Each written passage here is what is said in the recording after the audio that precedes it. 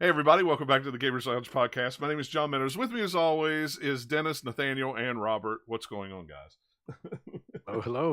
Yeah, and What's happening? That was what I read to continue our conversation that we had before, that Andor is actually it wasn't filmed in the volume like all the other Star Wars things. So, everyone listening to the podcast is be like, wait, what? Yeah, everybody's like, what? It's a weird intro conversation, but yeah, because they shot it all real. So I'm actually excited for Andor. There was cool. So if it's good, maybe I'll watch it. I'm not excited for it because I don't really care about that character all that much. So whenever they announced that show, I was like, Yeah. fine, sure, I guess. It's not so much the character that interests me; it's that time in Star Wars that interests me. Yeah, the Rebels era and stuff like that. That's well, yeah. Is there anyone other than him that's supposed to be in it that would have been in Rogue One? I don't know. They haven't said anything, but I know it's the Rogue One people, I'd be up for writers and everything. So I'm sure it probably is. Literally all of the other characters from Rogue One, if they showed up, that'd be great. Well, He was fun. It's 15 episodes, so wow, there's a lot of them. So you mean they're not doing really, really, really short series for once? No, they are not. And they already greenlit a season 2. That's another 15 episodes already. So I just have a hard time caring about this one. I don't know. I didn't really care for those characters too much. I thought the story overall was fine, but Rogue it is what it is. Rogue One is my second favorite Star Wars movie, behind Empire. It's my probably second or third favorite Disney Star Wars movie. Yeah. It's of Disney Star Wars movies. It's my first. Yes. Yeah. The rest of them are all Last Jedi is my first because I love that movie. Last Jedi was pretty good. I will say that. I do love Rogue One is the best looking for like just the sense of scale in that movie of all the Disney ones. It's really like cool visually.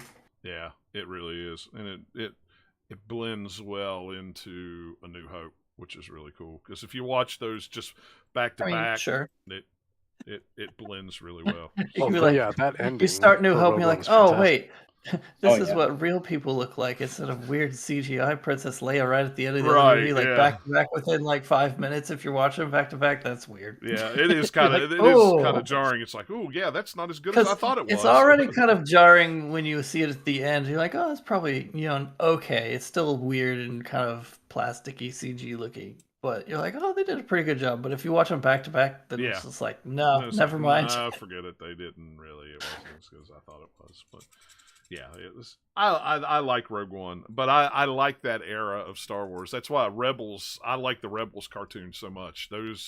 That cartoon is a really good show. So I'm anxious to see where Ahsoka goes because there's a lot of those characters that'll be in Ahsoka. So yeah, it's gonna be really weird seeing like Ezra if he comes back and. Sabine is going to be in it for sure. So yeah, it's going to be really interesting to see them in live action. Yeah, it will. So, but anyway, welcome to the gaming podcast, not the Star Wars podcast. I mean, there's Star Wars games, so it kind of sort of connects. Yeah, there are maybe. Yeah, I think Fallen Order might be on sale for like $15 right now. Maybe 10 all the time. Yeah, probably 10 maybe 10. Yeah. It's always on sale these days. It's always on sale. Yeah. So fallen price. It's on sale for I own it and it's on Game Pass. Yeah. Ultimate or whatever too. Right. So I was like, it's on Game Pass too. I can play it whenever I want. My buddy, he really liked Obi-Wan, and I was like, oh, did you play Fallen Order? It falls a lot into Obi-Wan with some of the characters. It's pretty cool. You'd like it. He's like, no, I never even heard of it. I was like, go buy it. It's like $10. Let's go buy it and play it. It's cheap. Some of the best Star Wars stuff that we've had in a long time. It's a really great game. He's all about the Jedi stuff, so he likes the stories with the Jedi stuff. So I told him he'd like that. But well, anyway, let's talk about what we've been playing. Which really for a lot of us has not been too much.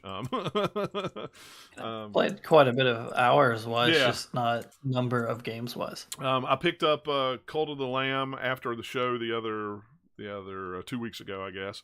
Played it for, what'd you say, Nathaniel? 18 minutes?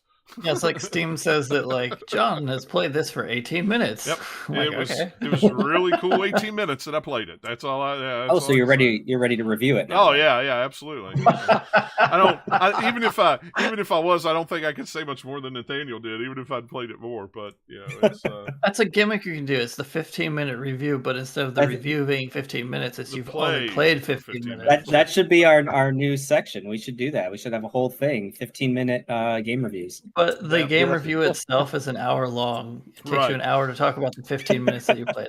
Yep. An hour long of jump cuts describing 15 minutes of gameplay. And the sad thing minute by minute. And the sad thing is that would probably be all my reviews are, because that's about all I have time to play in sections is about 15 minutes anymore. So we went with just imagine. I'm sorry, I'm just like thinking, it's just like the menu astounding. When you click start, it's unlike perfect. anything. You won't imagine the response time. Yeah. That opening cutscene was just awesome. The graphics were great. I walked to the door and opened it, but then I had to quit. So it was guys. I tried to count the pixels of the title screen, and there were so many. Yeah, I couldn't reach the end. That's upwards of 4K. The loading icon. Incredible, clean. This is nice why black screen. This is why I'm a huge fan of quick resume on Xbox, because when you only play 15 minutes of a game at a time, it just comes right back super fast. That's right. It's great. Unless it crashes on you. And then unless it crashes. But but I mean, if I'm reviewing a game in 15 minutes, I don't think I'm going to need quick resume. No. No. Quick quit. However, you really don't have even 15 minutes of time, where you're going to get maybe 5 minutes. So that's 3 different sessions. Right. Yeah. You got to do. This review was written over 15 sessions of 1 minute gameplay.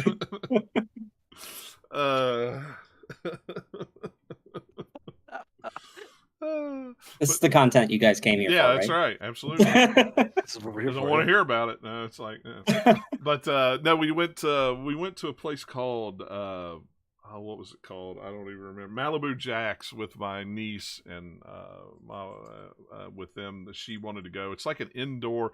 They took a mall and they made like an indoor theme park. There's like roller coasters and bumper cars and go-karts and axe throwing, and there's a huge arcade section and a mini golf place. It's really cool.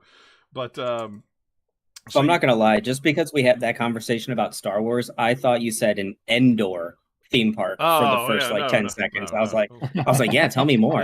Were there trees? What's that? How big were these sports? Did you already go to Disney World? No. You dropped logs on some giant mechs. Yeah.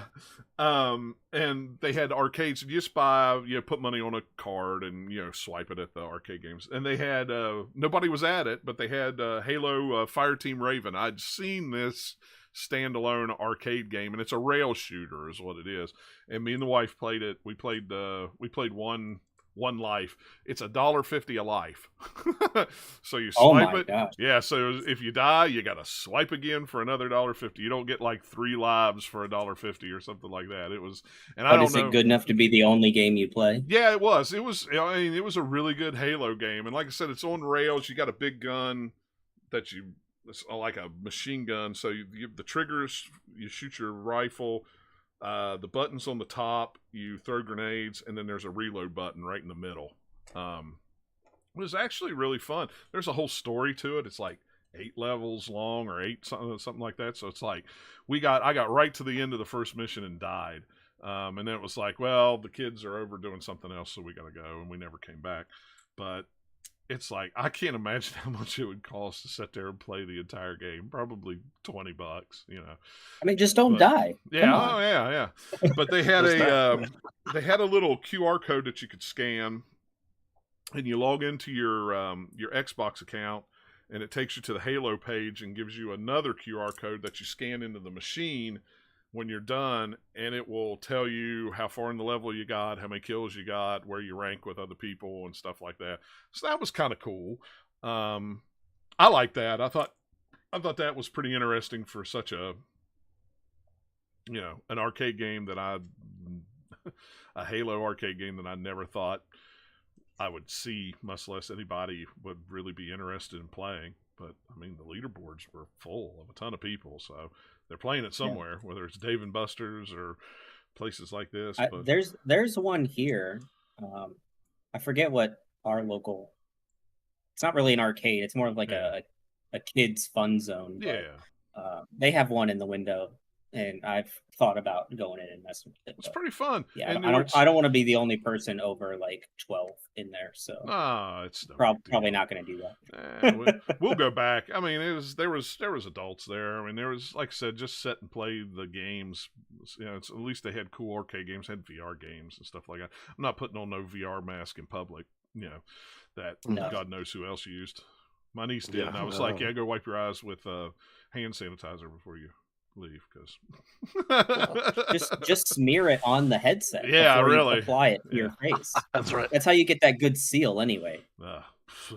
Well, interestingly, I mean, like I mean, there is a way to make that still safe for the public by just having a simple sort of covering on it and then replacing that covering every time. I'm sure it's costly, but I remember when I went, like right shortly after the pandemic started, actually, I went with some friends it was the first time I ever did this. We went to some random karaoke bar I didn't know existed. But the microphones that they gave everybody all had covers on the actual the actual microphone itself.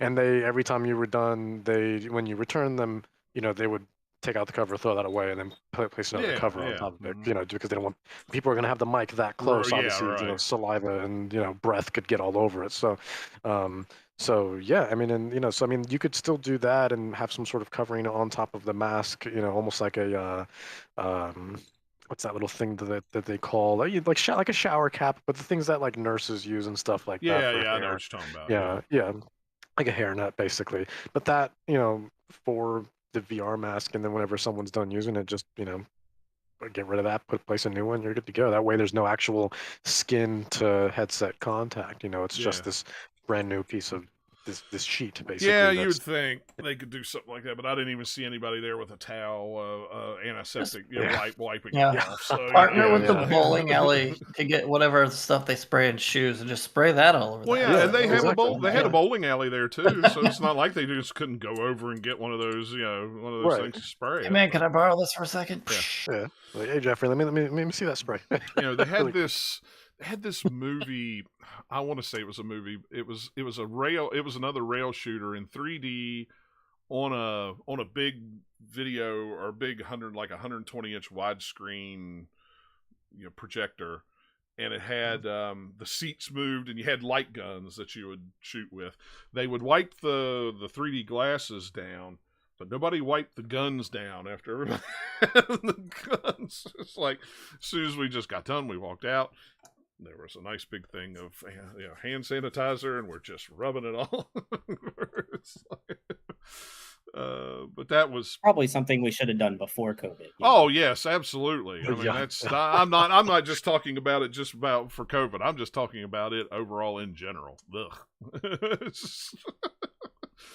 But yeah, I've been real busy with work the past week and a half, so I have done nothing as far as games go. Like I said, I sat down here last night and thought, well, I will play a game. And I watched the 2 episodes of She-Hulk and went, I'm going to bed. I've turned into the I need to get 8 hours of sleep kind of guy. So but Robert, what have you been playing? We'll just go in a circle. We'll go to you and then Nathaniel and then Dennis. So we'll go in a circle. So still, similar to last time we recorded, I'm still playing Dark Cloud. I guess the remaster remake. It's not really a remake, but they redid it. I don't know in the same content for the PS4, I think it was. So it's outputting 4K of an SD game, whatever that means. Right. But it's got trophies, so I've gotten a little bit further in that. I'm now on the very final section of the game, working my way to the final boss. It's the only trophy I need left. So it turns out I'm actually gonna platinum Dark Cloud. after never finishing it 20 years ago. So is take that. What's up? Is it one of Very those? nice, Is it yeah. one of those games where you, as you progress in the game, you just unlock every trophy? It's not anything you have to do like You kill. do get a lot of the stuff Yeah. via the story. Now there is one missable trophy that you could just completely screw up if you don't do everything in the game. Basically, if you don't do like 100% completion in the right order, you could miss an item. Without like getting too deep into it, if you get an event to play in every single stage, somebody gives you an item that can't be used for anything, but then you give it to somebody in the next area who then trades it for another item that you trade. So there is one item that you have two chances to get, but if you don't get that item, you can't then trade it up for whatever you need to unlock the thing for it. There was also like a fishing mini game where you had to get like the rarest fish. There's also one where you have to get a fish over like 100 centimeters or something. Trying to think if there was anything else that's not. Oh yeah, you had to like upgrade your weapon 10 times, which in that game is a bit of a slog because you can always build up your weapon and then you don't have that like +1, +2, +3 attached to the end of your weapon. But that was about it as far as like the extra trophies. It's not like this, it's not a super easy platinum because you do have to 100% all these things and you have to kind of know that there is a missable trophy before you go into it. But if you know that, you can definitely do it. You just don't move forward until you've 100%ed an area. Well, at least and you're fine. Nothing like kill 1,000 of these and then go back and play it on ultra hard or anything like that. You know, those are the ones that drive me crazy. I hate stuff like that. Yeah. Well, and that's I thought it was going to be a lot harder than that because in the American release they added in this like 100-floor dungeon after you beat the game, because in the Japanese version of the game, the final dungeon had a back room, which is where you get like all the special drops and stuff, but they're all optional. But that was somehow left out of the American version. So as like we're sorry, they made a 100-floor dungeon for you to go through, and there's like an extra hard boss at the end, and then you unlock an ultimate sword, which doesn't matter because you've beaten the game at that point. But there's no trophy for it, so don't really care. I'm not going to do it. You don't have to worry about that. Thank you, though. Yeah. Apparently, if you can, once you go through that, you can get to that extra dungeon before beating the game on a subsequent playthrough. So then you can have that ultimate sword and just like get through the game without trying, basically, which is kind of cool. But I don't know why you'd ever replay this game. Not that it's bad. Like I've enjoyed my time, but getting to the end of the game, it's certainly a product of the time. It shows its age. The voice acting's not great. The gameplay is repetitive after 30 hours. So I'm glad to almost be done with it. And those type of games were always more one and done anyway, unless you wanted to go back and play it on a harder level. I would love to say that there was like a story keeping me going, but you have like the opening cutscene that sets you up. And, there's this evil genie who is trying to destroy the world. And you're like, all right, cool. But that's it. There's no story until the end. And now I'm getting like this lore dump right at the very end, which, I mean, it's kind of like how games were back in the day. And you just like met characters and they had their own little itty bitty stories here and there. But it's not enough that you'd ever go back to it. It's still just evil genie. He was actually created this way, not the way that we thought. You're still going to kill him. Yeah. Okay. Cool. Sure. Cool. I've also been playing Final Fantasy 14 just a little bit. What? They came out with Island Sanctuary in the late. Well, the new patch just dropped. What? So I had to play it. Some, come on. As you all know, if you probably go back in the history, I think Final Fantasy 14 might be on every single show that I've ever been on. I'm sure. Unless I just specifically left it out. I've never heard of this Final Fantasy 14 you speak of. Can we start from the beginning and tell me everything about it? Why, yes, John, absolutely. So Final Fantasy 14, where you can play for free up to level 60, including the award-winning expansion Heaven's Ward, completely free trial. Man, Go ahead and play now. Thanks. Somebody is getting paid by Square. Jeez. If you want to know about it, go watch the documentary that No Clip made. Oh man, watch that No Clip documentary. But yeah, let me know if you need a friend code. Yeah. Anyway, I've been playing Final Fantasy 14 because the new patch dropped. And Island Sanctuary came out, and I've been so stoked for Island Sanctuary. And if you don't know what Island Sanctuary is, it's basically if you take Animal Crossing and remove all the cute creatures, slap it into Final Fantasy, and put in their own weird creatures, there you go. You got Animal Crossing in Final Fantasy 14 gameplay. Everyone gets their own custom island you're going through. You have to gather a bunch of stuff. You gotta then craft tools, and then you use those tools to gather other stuff, craft bigger tools, craft houses, craft the ability to have a workstation to then craft all these other things. But then it goes real in depth. And I haven't gone into this thing like for very long, maybe like an hour or two or so. And like you can schedule in the game when you want your like automated, they're called mammoths, which are basically like robots in this game. And they're gonna craft all these things for me according to the schedule that I laid out for the next 4 or 5 days or whatever, until I have to give them their mandated 2-day break. Because you know they're in a union. Everybody's just got 2 days off. I mean, come on, holidays, overtime, workman's comp, all that good stuff. And then based on the laws of supply and demand, some stuff is more in demand. You get more money for it. You use that money to unlock cool stuff. Yeah. But it's really cool. It's it's relaxing. The gathering's mind numbing. It's not meant to be hard. It's not like crafting in Final Fantasy 14 where you have a move set. It's an actual class. This you're literally, there's a palm tree. I'm going to click on it. I chop the palm tree. I get some palm wood and some palm leaves. Right. That's that. It's not about that. But it's really cool. I'm really excited to see if it gets expanded, what they're going to do with it. But there's also more mounts in the game. And you all know I love collecting me some mounts. So it's exciting. Yeah, that was always a fun thing to do in World of Warcraft was collect mounts. I gotta get mounts and minions. Yeah, for sure. And I loved Final Fantasy 14. What little bit I got to play of it, but man, I just do not. If I don't have time to play a single player game on a friggin' handheld console, I sure as crap don't have time to play an MMO anymore. Well, you see, the trick is I didn't have time either. You have to get your significant other hooked. And then they make you play all the time. Yeah, we did that. We did that too. We did that with World of Warcraft. I mean, we both played World of Warcraft, and in the summertime when Nikki was off, we would do refer a friend because you could do refer a friend, and then you could combine accounts so you could keep that character. So at one point we had all our character slots maxed full with level 60 characters, and was going through stuff. But I tell you, it's I don't know if Final Fantasy was working on Steam Deck and then they updated it and then it wasn't. I don't know if they updated it again. And it should still work.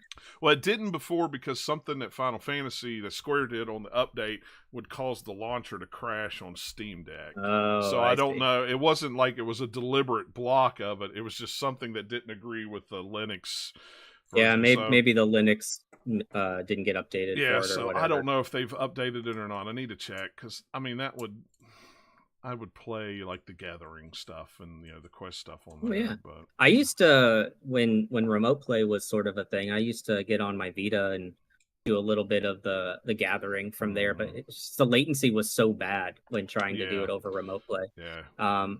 Now I did actually connect from my phone to the PS5 one morning. So 2 years ago, I was like, all right, I finally got 3 million gil in this game. I'm going to try and get a house. And it was over COVID, right? So I was like, I got all the time in the world. Right. I'm going to stay up as late as possible. Because if you didn't know, getting a house in this game is a shit show. It still is. It's supposedly better. It's not. There's just not enough houses for the millions of people. There's it's something like 0.01% of players will be able to get a house in this game because there just aren't enough plots. Right. Regardless, I thought I was going to get a house. So I was up all hours of the night. One morning I woke up, I got on my phone, and I was able to try and get a house. I found one, and I transferred it over to the PlayStation 5 after a few minutes once Michelle woke up, so I wasn't waking her up with the PS5 on the TV. But I actually ended up getting a house that day, so I don't know if it was because I spent the time there or if it was just luck, but I got a house. Yeah. So Yeah. go me. Yeah, that's cool. I get to brag about it forever. Yeah. Yeah, I really want to I really want to play that game. It's just time. I miss it, but I know if I were to resubscribe to it, it would ultimately be a waste of money. I have so much fun every time I do play it. But man, I'll tell you, it wouldn't be a waste of money for me for you to play, because that money will help them make better stuff that I'll get to enjoy. Yeah. So See what's I would love for you to reinvest. I have resubbed 2 different times. When they did the PlayStation 5 update, I resubbed and downloaded it to PS5, and I think I resubbed for, I can't remember if it was a month or I got a 2-month. I don't remember. Never booted it up one time for 2 months because I just didn't have time. Time before I did it, I thought, oh, well, I have a week off for work. I'll at least do that. Never booted it up. That, it's like, and now that they're doing the free play all the way up to level 60, it's almost, to me, it's almost like, well, I'll just buy it on Steam and create a new account. Yeah, honestly, at that point, you should just play it on the free one, because you probably never even got through that expansion. Would be my guess. I never even. The last time I played it, there was no expansions. That was how long it's been since I played it. Wow. So I haven't played any of those expansion content, much less. And you're gonna level so fast anyway through all that stuff. I might buy it once on sale and try it out and see if it works on Steam Deck. I need to do. Because like every time there's a new expansion, Rob, the newest one is Endwalker. Is that correct? Yeah, that's the most recent one. Okay, so I haven't bought that one. But when Shadowbringer came out, which I believe that was the one before, is that right? Or no? Yeah. Okay. Yeah. So when that came out, I mean, I bought that day one because I was just like, oh man, that looks great. I'm gonna buy that. I'm gonna get back into it. Nope, never did. Oh man, dude, you would have loved. You would have loved that one. You would have loved Shadowbringer. It had like the most like anime like inspired story and cutscenes and everything, and it goes off from there. Like Shadowbringer and Endwalker, if you actually had the time to get through the story, you'd absolutely love them. Mm-hmm. Yeah, it does. I was going to say as of May, it works on Steam Deck again. Oh, good. Because originally what happened is Square Enix updated the launcher and it broke it earlier in the year, and the last rollout opens up. See, when Steam Deck first came out, you couldn't open up like different tabs. And when I say tabs, it's like when you still play like Jedi Fallen Order on Steam, you have to log into Origin and have Origin downloaded on, and it still runs in the background. Well, you didn't have any way to, if a launcher would pop up in the background, you had no way to hit this button and say, bring that launcher to the front so I can click go, and then you could put it back in the background. So when Final Fantasy, when Steam Deck first came out, it was working, and then Final Fantasy did an update, and there was no way to bring the launcher up so you could actually click I'm surprised it even works, because I didn't think they made like a Linux version. Well, that's what Proton is on Steam Deck. It emulates Windows or whatever. So that's what, when you hear them say Proton, that's what it is. It's actually emulating Windows through Linux. So, but if it's a Linux version of a game, it runs a lot. It usually runs a lot better, like doesn't crash or anything like that. But if it runs through Proton, there's always a chance that it might wig out, even though I've only had that happen one time, and it was to like Batman Origins, Dark Knight Origins, whatever it was called. An old game. Yeah. So God, an old game that I remember coming out working at GameStop. Yeah. I remember. Yeah. We talked about that a couple of weeks ago. We won't start again with. Go back if you want to know what it was. So, but yeah. So now it's on Steam Deck and it works with Proton. Let me click on this. It'll tell me which Proton it works with. Proton Experimental. So it'll work just fine. So, all right, I might pick it up that way. At least if I'm sitting upstairs watching TV, I can play it. Or at the hotel, I don't need the greatest internet in the world. I just need a stable, decent connection. Yeah, you don't even need the best connection in the world. Like my ping is outrageous from over here. So well, yeah, because they I'm got making- a cable I'm making running 3 Savage underwater to go content. to your house. So, Yeah, it's like- exactly. 7,000 miles, yeah, man. I mean that's a long coax cable. I mean, or It's a lot of fiber. or a It's a fiber whole lot of cable. fiber. Yeah, it's a whole lot of fiber. Yeah, it's one. He's got one long Ethernet cable running from San Francisco to Hawaii. And it just We runs all share underwater. the same cable. Yeah, it's all just one cable because there's it's like yeah, you're absolutely right. That would be hilarious though. I could just see it now. You have one cable just coming up the beach, and there's like 17 hubs with just wires shooting off of it to all the different. Well, because they all go through one master cable too, you can always tell when the internet goes out because everybody walks out like, "What's going on?" Yeah. Yeah, like, You joke, but there are no isolated outages here. yeah, you're probably right. You're right about that. There is no. I couldn't imagine living on the island and you know, it's like when it goes out, it just goes out for everybody.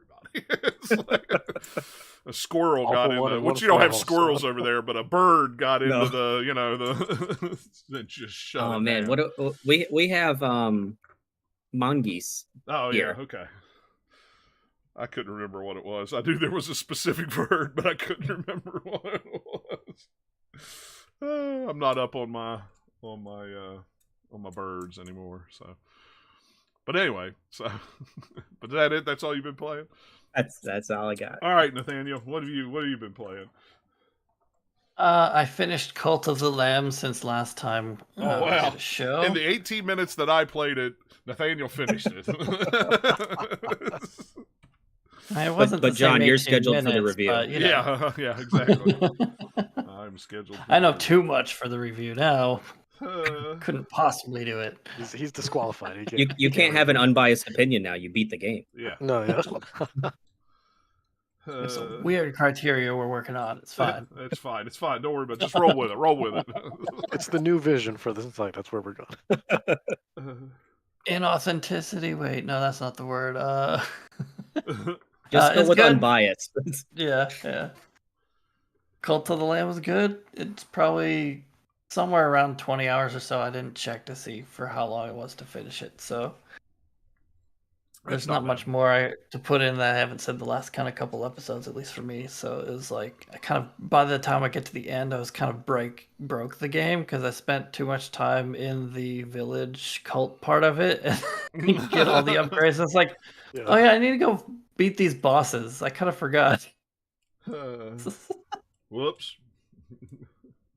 End up going to them and be like, oh hey, those couple upgrades on the upgrade tree that I skipped until later, I probably should have done them earlier because it made some of these dungeon runs a little easier now that I know what it does. Yeah. Well, I enjoy it. Well, like I said, what little bit I played of it, I really like the aesthetic and the story. It's really, really cool. It's just weird to have a culty game, but it just be so darn cute that you can't stand it. It's like I mean, that was pretty much what they were trying to go for. Yep, like they achieved really it. cute and silly, kind of fun, but as soon as you look down beneath that layer a little bit, you're like, Yeah, this game is wait a really minute. dark. Just don't think about it. Just don't think about it. Yeah, exactly. Hit the button so that the sheep, baws at you. It's fine. So, continuing on with a lot of the RPGs that I bought during the Steam Summer Sale, I quit that JRPG nonsense because it annoyed me. And I was just like, okay, I beat the first boss and I'm going to the second one and it's just doing the same old stupid tropey stuff. It was just annoying. I'm like, I need to play something different. So I stopped playing Tales of Arise. May or may not go back to it. We'll see. Yeah. And I started playing Greedfall. And I'm having way more fun with that game than I was with cool. Tales of Arise. I like that game. Playing it on PC and put a few mods on there so I can have like 2,000 carry weight and a better compass. Oh, that's cool. Yeah. No big deal. Instead of, I think 200 is the normal carry weight when you start that game. And I was like, I'm playing through the opening area of this game, and I've already almost got half of that with all of the loot that I'm picking up. Yeah, no, we're gonna go find a mod for that. That's stupid. Like, I don't care. I don't want to have to like stop and try and like drop things or do all sorts of inventory management just because I can't pick up this other random thing that I'll probably just go sell anyway. So I'll just not worry about it. And then I got like a compass improvement that puts more icons on the compass than it normally does, and you can also like click to follow quests because you normally only have your quest followed from the menu shows up on the compass, but now it'll show all of the inactive ones there, and then you can hit a button to kind of like switch on the fly, which is really nice. And then a lot of like the question marks and things will show up from further away, I think was the other thing that mod did. I also did like a couple tweaks to like the camera because it has this really heavy blur that's supposed to look kind of like a depth of field thing where it's like, hey, all the characters and foregrounds in focus and everything else is blurred out, but it just didn't look very good, so I turned that off. Although I think that I can do in a game setting. I forget which one it was that turned that off for me, but that game is like really cool, and it's got a weird mix of like this is like super AAA polished, and wow, this is a bit of jank. It's got a nice balance for sure. Yeah, like the voice acting in that game is really great. Yeah, it's it is. Really, It's really really good, good. and the Yeah. music is really good, and even just like the way it looks is really nice. But then some of the animations are a little bit iffy here or there. Mostly pretty good, but a lot of it is like you'll get stuck on things walking around like corners or just trying to go over like a rock or something. Or, hey, here's a random invisible wall in a village somewhere for no reason. It's like there here on this side of the path, I was trying to go from like one path to another that was kind of like a 90-degree thing, but I was doing something over here. So instead of going down to go on the path and then up, I just tried to shortcut across. And I was like, hey, here's just these like spindly trees that I can walk through everywhere else. Nope, invisible wall. And then walk around. The other side of that path has the same trees, and you can walk right through them on the same like models over there. It's like, okay, that's weird. It is weird. Nothing like bad or anything. Just like, oh, that's weird. Yeah. And then you move on. The environments in that game are also really, really nice. Like just the way that they look. They're not like super recycled or anything. Where you see some recycling is kind of interiors of buildings. So you have kind of like a house interior and a warehouse interior and kind of like a big, what they call palaces, but it's almost more like a small mansion or something in there. And the interiors are all kind of like a slight reskin for the most part for a lot of the buildings between like one city and another one, but nothing that other games haven't done. But what you see most of the time is when you're out on the maps walking around outside doing stuff, that's all a lot more unique. They have a lot of different kind of like tree models and things that makes it where like they are reusing assets. It's just hidden very well, so it looks really nice. Also, it runs at like 120 frames a second or something on my computer, so it's like, hey, yeah, nice and smooth. I like it. Now, did you get they brought out the gold version not long ago, didn't they? I bought the deluxe whatever version that includes the DLC expansion thingy. I haven't gotten far enough to get to that part yet, but I did buy that version on Steam because it was like an extra $5 or something when it was on sale. So I was like, might as well. Man, I don't know if anybody saw the at like freaking 5 o'clock this morning, Square Enix just dumped all their games that Embracer Group bought. They dumped them all for like $2 a game on. Yeah, I did see that. Yeah, I was very upset that I did not get. I wanted to get Guardians of the Galaxy on Steam just to try it on the Steam Deck. I did get like Deus Ex and the 2 Deus Ex games. I didn't even realize I didn't have those on Steam for like $5. It's like... Yeah, I did actually take advantage of that.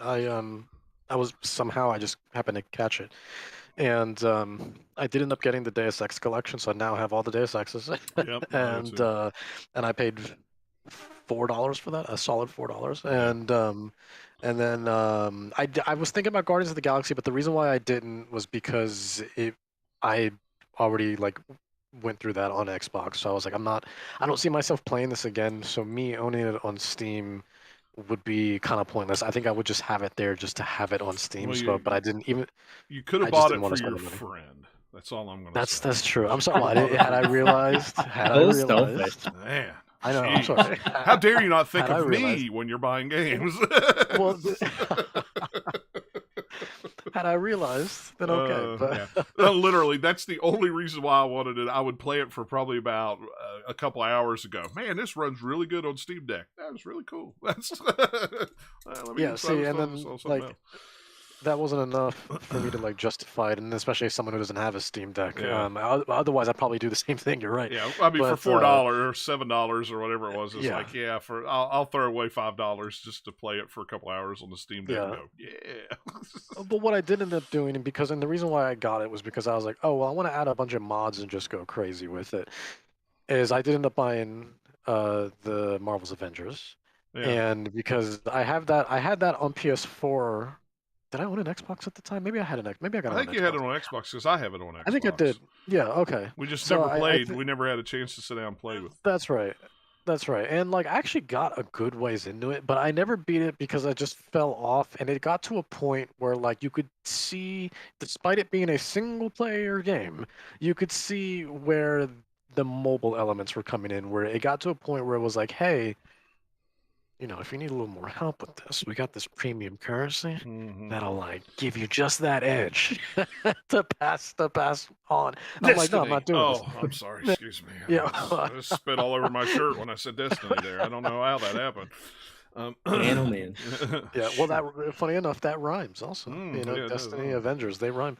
But yeah, so I was like, you know what? Let me grab that actually because I would like to revisit that. And I know it wasn't well received when it came out, and it's honestly still not much has changed now. But I actually enjoyed it to a degree, and I know with mods where I can just get rid of that frustration and just go like balls to the wall with it.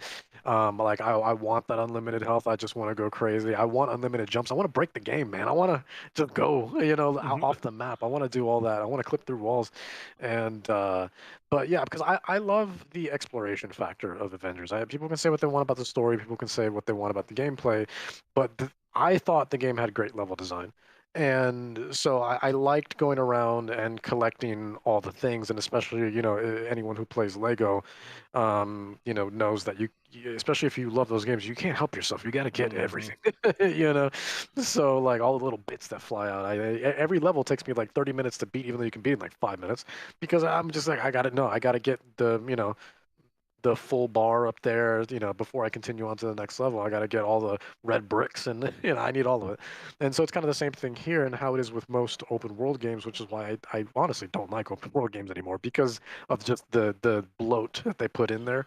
Because I get distracted because I'm an explorer. That's how I would define my type of gameplay. I'm an explorer. I love, especially if you have a wonderful environment, beautiful level design. I want to go around and I want to see everything, man. Let me appreciate all the hard work you put into crafting this game, into crafting this level design, all the hard work that your environmental artists put into this. Let me go out and see it, So that's why I also hate something like, well, I don't hate, but like let's take Gears for example. Gears 5 in particular, which we all played, brilliant game. Oh my god, I mean that's got to be one of the best Xbox games for sure. But I wish, even though it was a little more open, it was still linear, but even though it was a little more open, the areas, you couldn't really appreciate any of it because with the waves and waves and waves of enemies every couple of minutes, I'm like, look, I just want to take 5 minutes. Can I just stop and smell the roses? Please. Yeah. This is the last rose. This is a decaying planet. I found one rose and you won't even let me smell that rose. Please. No, you gotta chainsaw it. You can't admire the rose. I don't want to chainsaw the rose. Don't admire that rose. Kill it. What are you thinking? Kill it. Kill that rose. Get that flamethrower out. Burn out that plant life. Can't have it. But yeah, like I'm very much a big fan of level design, and when you have a beautiful world that also complements your gameplay, that's what makes me fall in love with a game more than anything. That's why I think Breath of the Wild's brilliant. That's why I love Immortals Phoenix Rising, gorgeous world. You know what I mean? And then just some of the Assassin's Creeds and stuff like that. When you can truly make a beautiful world that complements the gameplay without feeling like you're constantly being blocked and just bombarded by whether it's enemies or just especially if it's a survival game. Now you got to worry about hunger. Where's the food? Like just let me enjoy the world. Why do you have all these roadblocks? Just let me. You worked so hard on this, and I'm about to quit an hour in. I'm done. You know what I mean? Just like that seems counterintuitive to what you want to do and why you created the game. Really, I feel like if you went out to make a hard game like Dark Souls, fine, sure, but with something like survival games, I just, you want people, especially with a lot of these games becoming live service, don't you want people to keep playing? Yeah, that's Like the point. why? Right. So why these constant roadblocks? That's not fun. It's a frustrating perspective to put on things, and and most people, at least people with logic, unless you're masochistic or whatever, but like it's gonna get to a point where I'm just like, you know what, my time will be better spent elsewhere, you know. Anyways, I'm going on a tangent at this point, but anyways, long story short, I got Marvel Avengers. All that to that's say Tangent of that another they were tangent. dumping Embracer Group games. That was the whole point of that conversation. That was yeah. Tomb Raider, I didn't have to get anything. I own I own every own single all one, so there was those nothing there. everywhere, Yeah, all the even the side ones, the Lara Croft and the Temple of Osiris, all that. So, the Lara Croft Go stuff, brilliant. But yeah, so there was nothing for me there. But Marvel's Avengers, I got the Endgame edition, which was only like $4 or $5. So I was like, yeah, why not? Let me get that super duper edition for like next to nothing, because the base game was $2, which is Yeah, a it was steal. $2. It's like, Yeah, an absolute wow. steal. Yeah, but I was like, no, let me get the super duper superhero edition, whatever, and for like $2 more, because I know it's gonna bother me, like, and it's just like, man, I could have just paid $2 more and gotten like $25 of extra content right here, So let me just pay it, even though I probably won't even touch it. I just want to go through the base game, really, Right. But still, it would bother me not knowing that I could have gotten that for a measly $2 more, So, When it's that's the that one cheap, that I you hate got. not to. I mean, Right, so. exactly, right. So yeah, that's why I did it. But yeah. Anyways, well, let me stop right there. Let me let you guys keep going, because I just went on a whole Anyway, tangent. Greedfall. Greedfall, man. Greedfall, yeah, Anything Greedfall. else about Greedfall before we... That did not go on sale for $2. No, it didn't. No, that's a Focus Home. No, I think I Entertainment got it product. for like 10 or 15 or something in the Steam Still a sale. great deal. That Yeah, it's game's still a good fantastic. Even though deal, Yeah, I think it's still on, was it Game Pass or PlayStation Plus or something? I So, forget. And I was I think like, it's on. nah, I well, want the PC it was version. on. I think it was on PlayStation Plus, and it was on Game Pass, because I think it And came it's to like, I Game knew it was Pass, somewhere, but and then it came to PlayStation Plus like a couple of weeks later, a couple months later. Yeah. So. Also, I do Yeah. want to do a quick plug for the website. Actually, we did review that game when it came out as well. So if you want to read the review for that more in depth, definitely check that out at thegamerzone.com. That it, Nathaniel? No, just some like, all right. Oh, okay. So Greedfall was in the middle of that Square Enix sale, apparently, and Marvel's Avengers and wherever else we ended up going. We detoured all the way back around to Greedfall. Bring it around to That ship had a large detour before it hit the big island that's all part of Greedfall that you're going That to. happens sometimes. So yeah, if you've never played Greedfall, it's an RPG that I think it plays much better on mouse and keyboard than I'm imagining what it would on controller, just from that's what I'm playing it as. So like, yeah, this, especially the inventory, would be fun on controller, so I'm glad that I'm playing it on PC. But yeah, you play as a prince or princess, kind of, not really, like a noble, and you're become the ambassador for the faction that you are in, called, it's the something of merchants, I forget now, congregation of merchants, I think.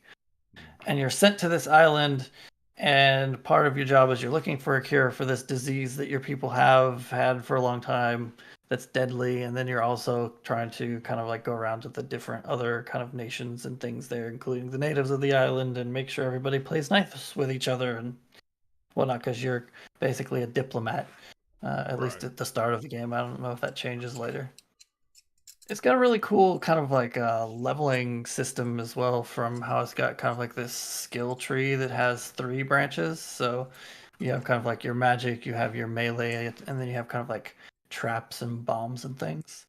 And I'm doing very much a magic build where I have an axe that's my backup. If I run out of mana in the middle of a fight, I whip that out and smack things with it.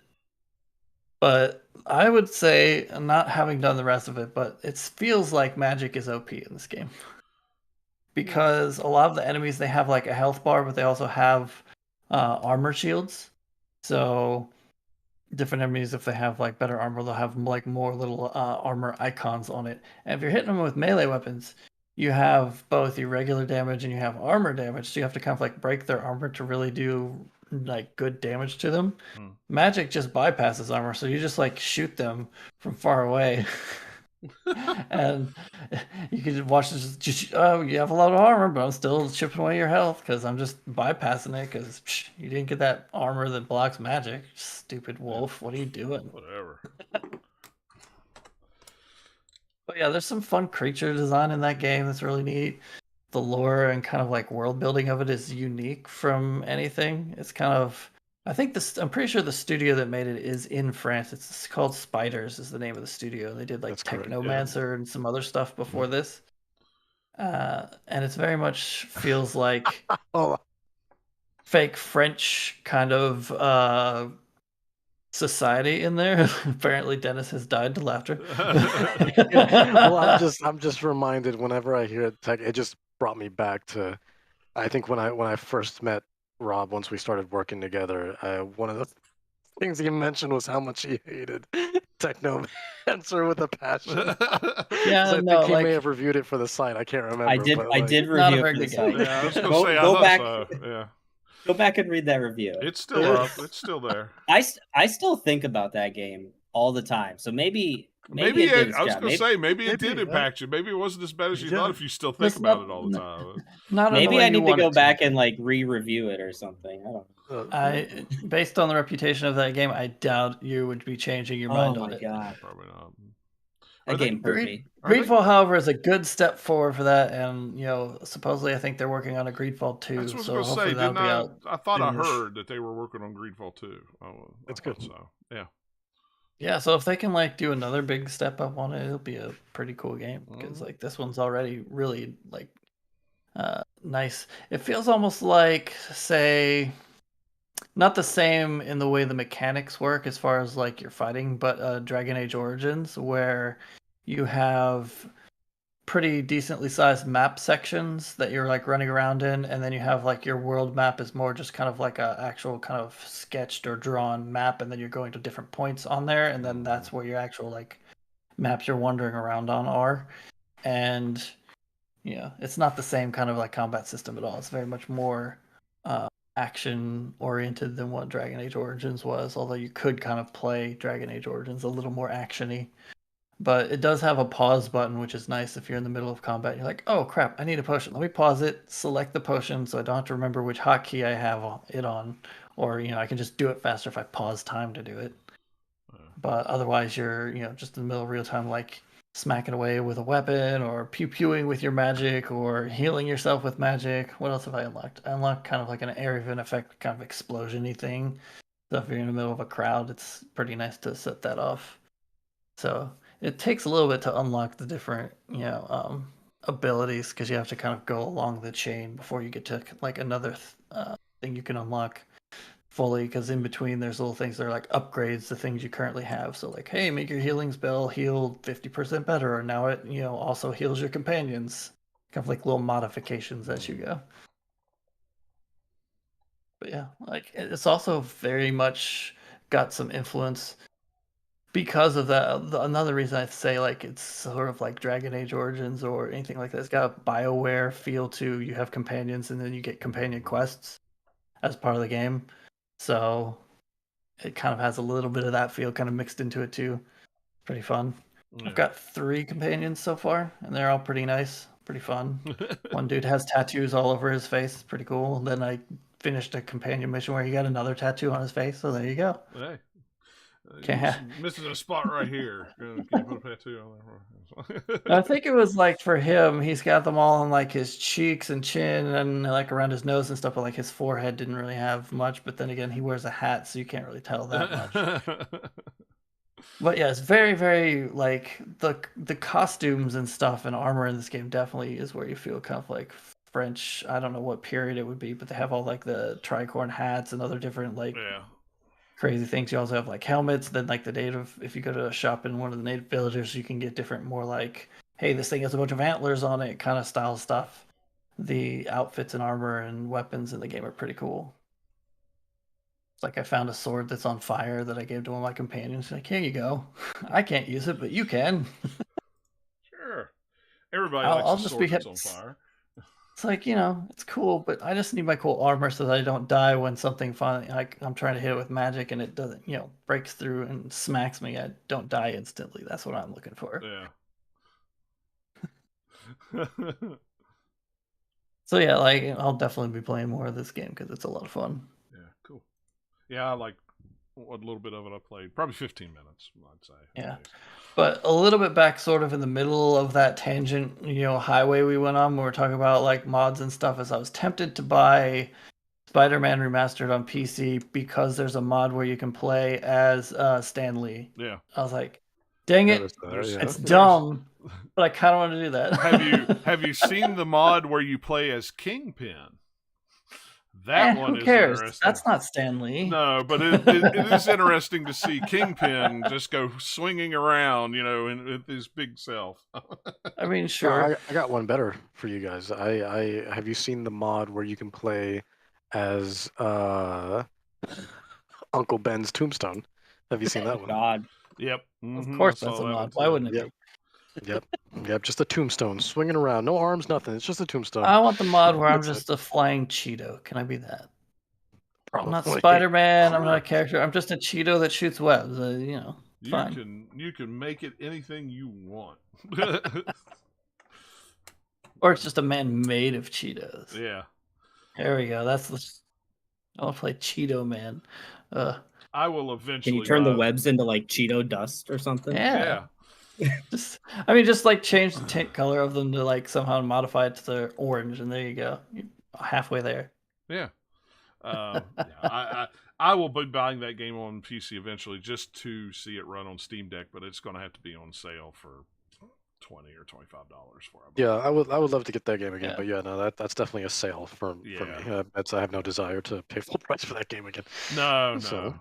Good on everybody that's able to play it now that didn't have it on a PlayStation to play it and play it on PC. Well, it's a brilliant game. Yeah, it's great, and I mean it looks tremendously awesome on PC. I've seen it cranked up with the ray tracing and everything else on, and it's just. Yeah, I mean, and like all of the ones that have come up before it, it's kind of amusing to play a Sony game with an Xbox controller prompts because you happen to be playing with an Xbox controller. I saw some people that was mirroring. There's a program you can download from the Microsoft Store on your Xbox to mirror your PC, so they were playing Spider-Man through their Series X.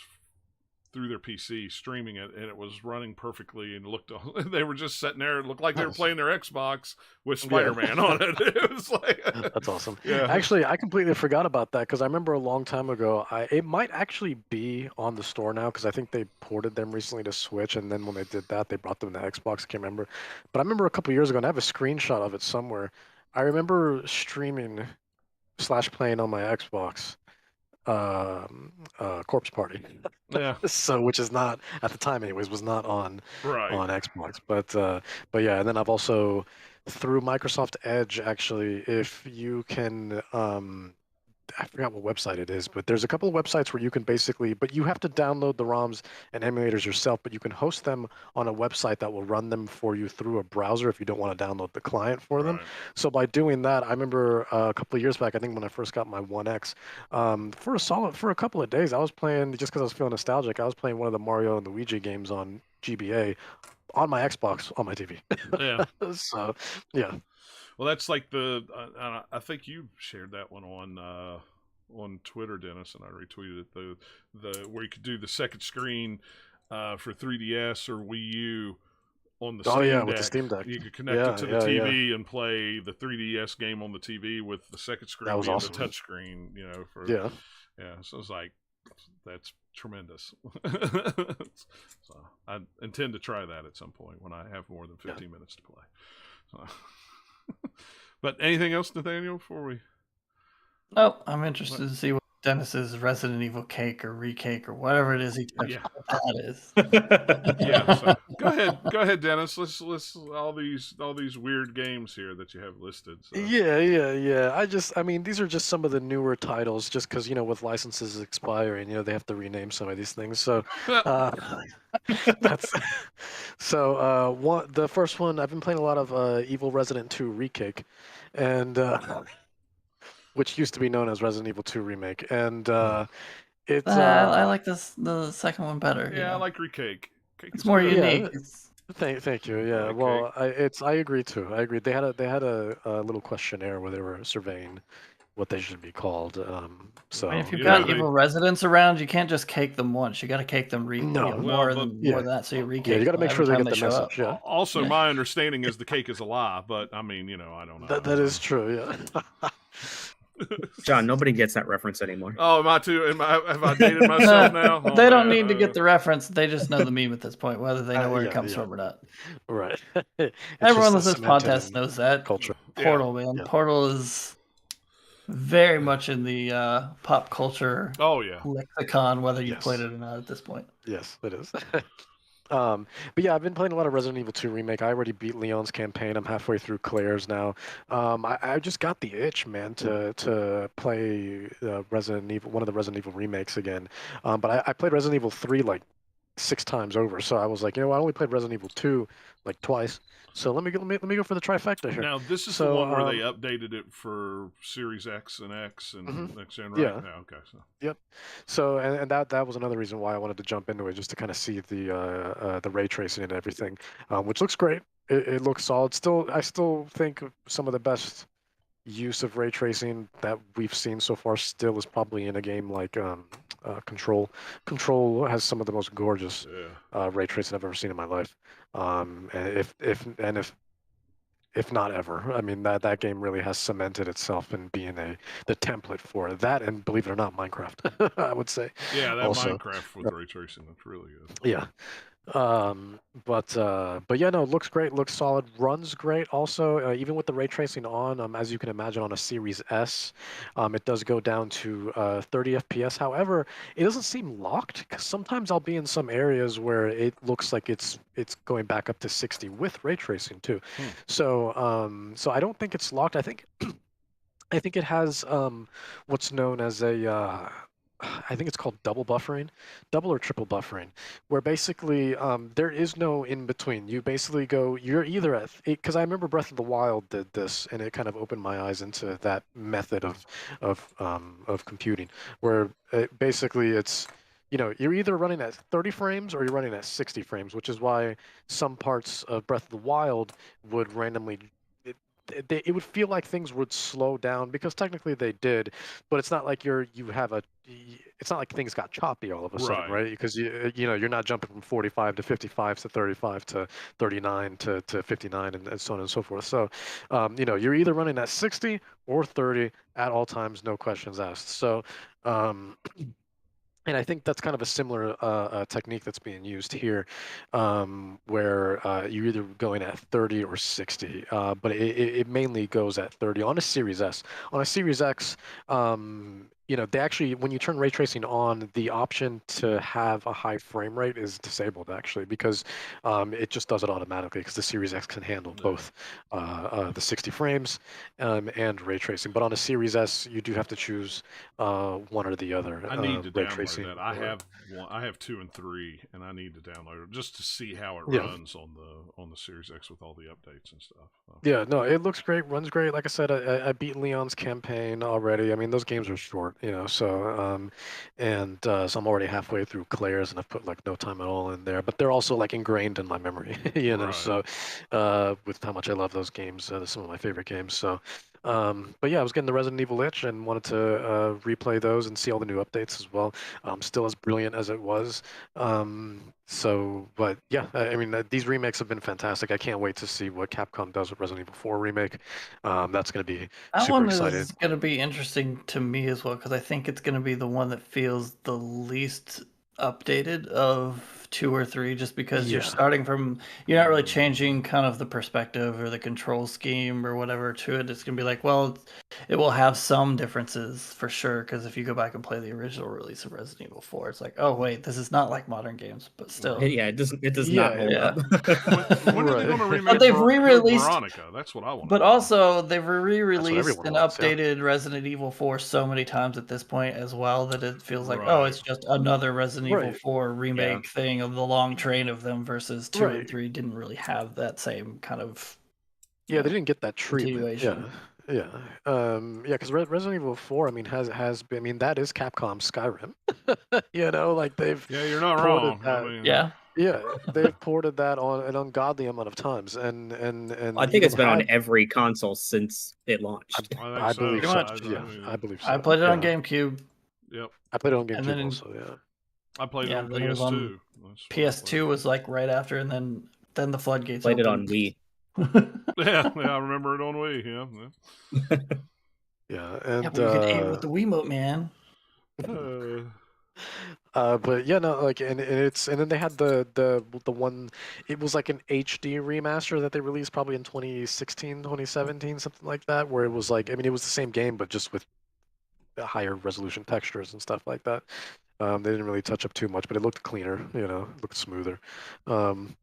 But yeah, and then now we're getting this remake, so it will be interesting how they change some things, but I think it'll still be fantastic because let me tell you something, that RE engine is, I mean, that blows my mind still to this day. I mean, it looked great years ago and it still looks great now, and I still think it's one of the best engines out there, and it still makes games like Resident Evil 2 Very remake. versatile. Yeah. It's been used in so many, different genres even. Yeah, well, Monster Hunter Rise surprisingly was used in the RE engine, Yeah. so and that's for Nintendo DMC5. Switch. So yeah, that's that's right, DMC5, that's right. So, which by the way, oh my God, that game, also, you want to talk about gorgeous games, my lord. But yeah, that engine is just brilliant. I can't wait to see what they do with it, and they're continuously pushing it, and it's like it already looked great years ago, and somehow you're managing to make this look better and better and better with every new release. It's wild. It's absolutely wild. Never mind Unreal Engine 5. I don't care. I want to see more RE engine stuff, So, but yeah, I've been playing a lot of that, and it's been a fantastic time. But yeah, in addition to that, I've also been playing what's now known, even though it just came out the other day, it's now known as a Lamb Cult. By the way, formerly known if as- you put that into Google, it still comes up with the real game, because there's nothing else Does it? similar enough. It's just like, okay, I know that's what you're looking Yeah, for. that's what you meant. And you know what? That is called good search engine optimization. Yep. Mhm. So Or it's they called, knocked it's it out a of the park. unique thing that there isn't anything else out like there. Yeah. Like, That's true. there's no That's like true. cult lamb cartoon out there. There's no Right. like real lamb cult, or at least high enough profile that Google sees there it. will be now. Yeah, I was going to say, so what There you're will saying be is now. we're Yeah. missing something. That's what you're saying. The world is This missing. game will inspire all of the other media and real life events to happen. Yeah. Yeah. But yeah, no, it's. I mean, just to build off of what Nathaniel said, I haven't played anywhere near as much as Nathaniel. But I have put quite a few hours in, and I've been enjoying it. I definitely am more partial to the farming side of it than I am the Yes. dungeon crawling side of it, and but both parts really complement each other pretty well. And the dungeon parts honestly don't last too long, so even though I don't really usually like going into them, I don't mind it because it actually doesn't take up that much of your time. At least for me, from my experience, from the Yeah. levels that I've done. I think the most I've spent was probably a little over 10 minutes, but I usually average at around 7 to 8 minutes. So like really, it's just I mean, you can listen to maybe 1 or 2 songs and you'll be done with that dungeon. Depends on if So you're going out of your way to cut down all of the grass or not. yeah, well, yeah, that's true. Yeah, which Yeah, I that have, is I have been fun. doing that I do actually. like I have been doing that, which is why my longest was around. By the time you get to the end of the game, you're like, why do I have 800 grass? Ugh. yeah, that which is true. So I've been trying to I've been trying to like limit myself and how much I'm trying to like hoard at the same time. But with games like these, I can't help it. I want all my resources because I get annoyed when I don't have enough resources. So I want anything and everything I can grab right out the gate. So, but yeah, no, it's the game has so much charm to it. And the idea of holding those sermons and getting your passives and buffs that way, and sacrificing your villagers or whatever, and I'm just gonna call them villagers, and and the I don't know if you can call it a skill tree per se, but what you unlock with It's more of a the tech tree than a skill tree is what you yeah have. But there's also yeah different, unlock trees in different places. hmm But the main one is yeah pretty much a tech tree of like, hey, now yeah you can build this, or now you can do that. Yeah, which I really like. I like that sort of progression method, and I think it works really well. Nothing ever feels like it's you know you know too unfair. Everything feels balanced. I mean, that game is really well balanced. It's polished. It's the art style is super cute. I love being able to design, even though they're already great the way that they are. But when you do gain a new cult member, you can kind of design them a little bit, and I think that's a lot of fun. And and yeah, and then once you start unlocking more of tiles and equipment and things to kind of spruce up your village or whatever your cult, it looks really really neat. And yeah, and it's pretty straightforward. It looks like it's a lot of information, but honestly, I found it to be relatively straightforward. I do get kind of annoyed that even a couple hours in, it seems like they're still trying to introduce a new mechanic to me or give me more information on something, like a type of prayer or, or whatever. But um, but for what it does right out the gate, it does it really well, and it's super enjoyable. It's super enjoyable. And honestly, I got to give a shout out to Devolver Digital too, because I'm actually doing an article on Devolver Digital, and I while I was doing this article, I didn't realize. I mean, I knew this was the case, but looking back throughout their history, I'm like, you know what? These guys are honestly like if you gave Annapurna a lot of cocaine. Is what Devolver Digital is. I Uh, mean, if you've ever seen their press conference video things, sure, yes, yeah, they definitely have a bit of demented in their DNA. yeah, Yeah. but like the games that they publish, I mean, they're all such unique games that you don't see anywhere else, and such a great catalog of games too, much like Annapurna, where every time they release something new, you're interested in it, right? And there's Right. always like a steady release schedule where you always have something new to look forward to that I mean, it may or may not appeal to you, but it's always refreshing. It's always a new idea. I mean, just this last year alone, we've had The Artful Escape, Memoir Blue, right? We just had Stray, and games beyond that. So they're just such a great publisher. And same thing Yeah. with Devolver Digital, where I mean, we just had Cult of the Lamb. And within the last couple years alone, we've had My Friend Pedro, right? We've had Trek to Yomi, brilliant. We've had Grizz, brilliant. These are Mhm. all Devolver Digital games, and then Well, if you want to go further back, we're talking about Hotline Miami. We're talking about Observation. We're talking about the Talos Principle. This is all Devolver. You know what I mean? So right. like, I think they're just a fantastic, fantastic publisher. Well, and They a lot they of know how to times choose. with Devolver, I'll see a game and I'll not realize, I'll have missed a Devolver thing and like, oh, that game looks really interesting. And then I see Devolver, I'm like, well, I'm just going to buy it because I know I Yeah, like it. exactly. I mean, it's Right. just, oh, Devolver's doing it, no problem. I don't need to finish watching the trailer. It's fine. The cover art Yeah. caught me. I'll buy it. Yeah, yeah, and that usually does the case. Yeah, I Yeah. mean it's yeah, no, I've been a fan of Devolver for a very long time Yeah, now, and there's few publishers out there that I'll just defaultly buy a game just oh because yeah, it's published by them. Usually it's Well, Sega, it's it's very much between Annapurna and like Devolver yeah. Digital. You know that they are doing kind of almost a curated library of stuff. They're not Mhm. just trying to get things to put things out. They're Right. like, right. okay, yeah, this fits with kind of what we want to put out there, so we'll go Mhm. ahead and add it to our roster of things that we are publishing. Yeah. Yeah, no, it's there, and that's what makes them so great, honestly, too, right? Because like, Mhm. even though they're releasing these more budget-friendly indie titles, I mean, everyone knows their names because they've cemented their names with their names have become synonymous with quality releases, Mhm. so you can usually rely on them for a new and fun experience, both of them. So that's why I always look forward to their games. If the moment I see that A pop up or the moment I see that big red Devolver logo pop up, I'm like, oh, There we go. We're in for a good time. Like, let me pay attention. You know? What is this? Yep. Cool. Yep. And Suda51, man. I mean, come on. Right. Of course, Devolver would get Suda51. So. Yeah. For a video, sure. Yeah. Gotta be weird. Yeah. But yeah, I've been playing Cult of the Lamb on Xbox as well.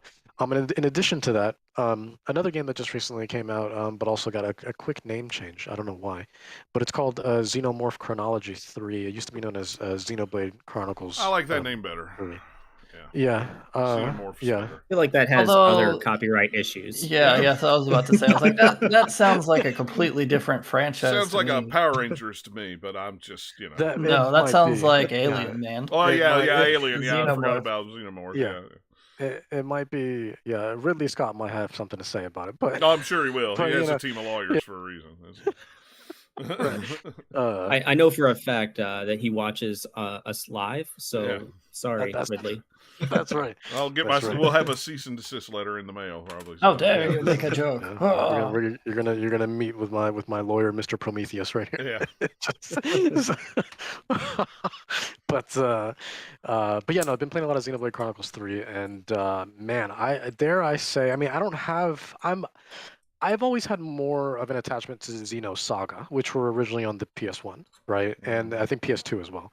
So, and then Monolith Soft years and years and years ago did get bought up by Nintendo, and since then that's when we've started seeing Xenoblade. So, but Xenoblade Chronicles 3 is, man, without a doubt, the best in this series. You can see it within the first few hours right away. I don't care if you've put hundreds of hours into the first and the second one. And Xenoblade Chronicles X, I promise you, within the first 2 or 3 hours, you're already so invested and immersed and in love with Xenoblade Chronicles 3. You can tell right away it's the best game in the series, like without a doubt. I mean, it's the combat is super cleaned up. The cast is really well written. The voice acting doesn't sound so bored and unenthused this time around, so they actually put a little bit of effort into it. And the production value is through the roof, man. I mean, the cutscenes are some of the best I've ever seen from Nintendo, period. And this is coming from, a library that I'm just trying to think of Nintendo games recently that have had great cutscenes. But I mean, one of the first things that come to mind is probably Bayonetta 2. Bayonetta 2 had a fantastic set of cutscenes. So I mean, but this is definitely up there in the Switch's library, if not number one. I mean, these cutscenes are fantastic, and then the music, oh my lord, composed by Yoko Shimomura. It might be co-composed. I'm not sure if it's entirely composed by her, but I know it's at least co-composed. But she had involvement in it, and she's a brilliant composer. If you just look up her name, you're going to see a list of all these, praised games and anime as well. I mean, she's just a fantastic composer, and this game is yet another, one for the books, to put under her name, where it's like a brilliant score, and it's just a fantastic game. If you need a new JRPG open world to jump into that has a lot of heart and depth in it, that also is well paced and won't, give you those sorts of issues that we typically see in the genre, like Nathaniel was saying earlier with which Tales was it? Tales of Arise. Yeah. So, it's. This will be something that's definitely a lot more palatable to a wider audience. But if you already love the genre, I mean, you're going to be so invested into Xenoblade Chronicles 3. I'm sorry, Xenomorph Chronology 3. And it's fantastic. It's one of the best games on the Switch. Do you prefer it in either handheld or docked mode, or it's just great either way? So let's bring this back a little bit. With Xenoblade Chronicles 2 was an absolute mess in handheld mode, right? It went down to as low as 240p, which is 3DS resolution. If you don't believe me, go watch the Digital Foundry video on this. Just go and play I've it. seen it for myself. You'll know because I played it a couple. Even if you just play it, I don't mind watching the video. That's why I quit playing it. The expansion that they released ran better than the regular game. Which is crazy. Yeah. But a great game in its own right, but yeah, definitely not the most optimized. And so Xenoblade Chronicles 2, I played mostly in TV mode. And Xenoblade Chronicles 3, I still recommend in TV mode. Reason being is because you do see it looks a little more flat when you're in handheld mode. Like you don't see as much shading, and you do have that resolution drop slightly. It's not anywhere near as bad as Xenoblade Chronicles 2. I mean, Xenoblade Chronicles 2, that was literally 3DS resolution on a 720p screen. So when you stretch that out and blow that up on a 7-inch screen, stop. Yeah, stop right now. I mean, you know what I mean? Like Yeah. you can't make out any detail at all. There's colors, there's pixels, but you don't know what you're looking at. You know. Um, but Xenoblade Chronicles 3 does not have this problem. Runs great, looks great in handheld mode, and but I still recommend it on TV just because of the grand scale of this game. This game is huge, man. And even though you can manipulate the camera to zoom in as much as you want, even so much to the point where it looks like it's in first person, um, it's still there's so much happening on the screen. Not in terms of like UI and stuff, but just even though I mean, well, there's a lot happening on screen like that too. But just the world is so vast that you benefit more from having a television sized screen, and even on an OLED with that gigantic screen, and beautiful screen no less. It's still it's an improvement for handheld mode, certainly over Xenoblade Chronicles 2, but I still highly recommend playing that game on TV. However, I would say I'm pretty balanced at the moment. I've probably spent half of my time playing it. I think I'm about 30 hours in. Half of my time playing it in handheld mode, and then half of my time playing it on the TV. Um, just because lately I've just been, I don't know, I've just been, when I get tired and it's time to lay down, Right. I just want to be there with having the console in my hands, and I don't want to, just from where the TV is, I just don't want to. Uh, uh, uh, my eyes aren't willing enough to adjust to that, Yeah. But otherwise, at any other time during the day, if you are full of energy with a fresh cup of coffee, a fresh energy drink, then yeah, absolutely. But I would highly recommend it on the TV. Don't do yourself a disservice and only play it in handheld mode because that game is truly, truly beautiful, and really one of the best looking games on Switch. I think. I mean, the art style is fantastic, and again, with the cutscenes and how cinematic they are now, man, I mean, and they're long too. We're not talking Kojima long, but they're long, and yeah, but they're long. Definitely the longest you've probably ever seen from Nintendo. I am talking 10+ minutes in some occasions. So, Wow. um, so yeah, I mean, just put that thing on and enjoy it like you would a normal anime. It's fantastic. Yeah, you're So really piquing my interest with it, and I haven't touched my Switch since I stopped playing Animal Crossing. So what, since 2020? yeah, But yeah, that really makes me want to dig it out and charge it up. I haven't But touched yeah. my then I Well, would have Switch since I got the Steam Deck. That's the last time I powered it up the other day and downloaded Live Alive or Live Alive or whatever. I still haven't booted it up. I just don't know. I wouldn't have as much time for Final Fantasy, if I boot that up. So we'll That's see. true. Yeah. Yeah. Well, honestly, I mean, if you want something like it, I would say do.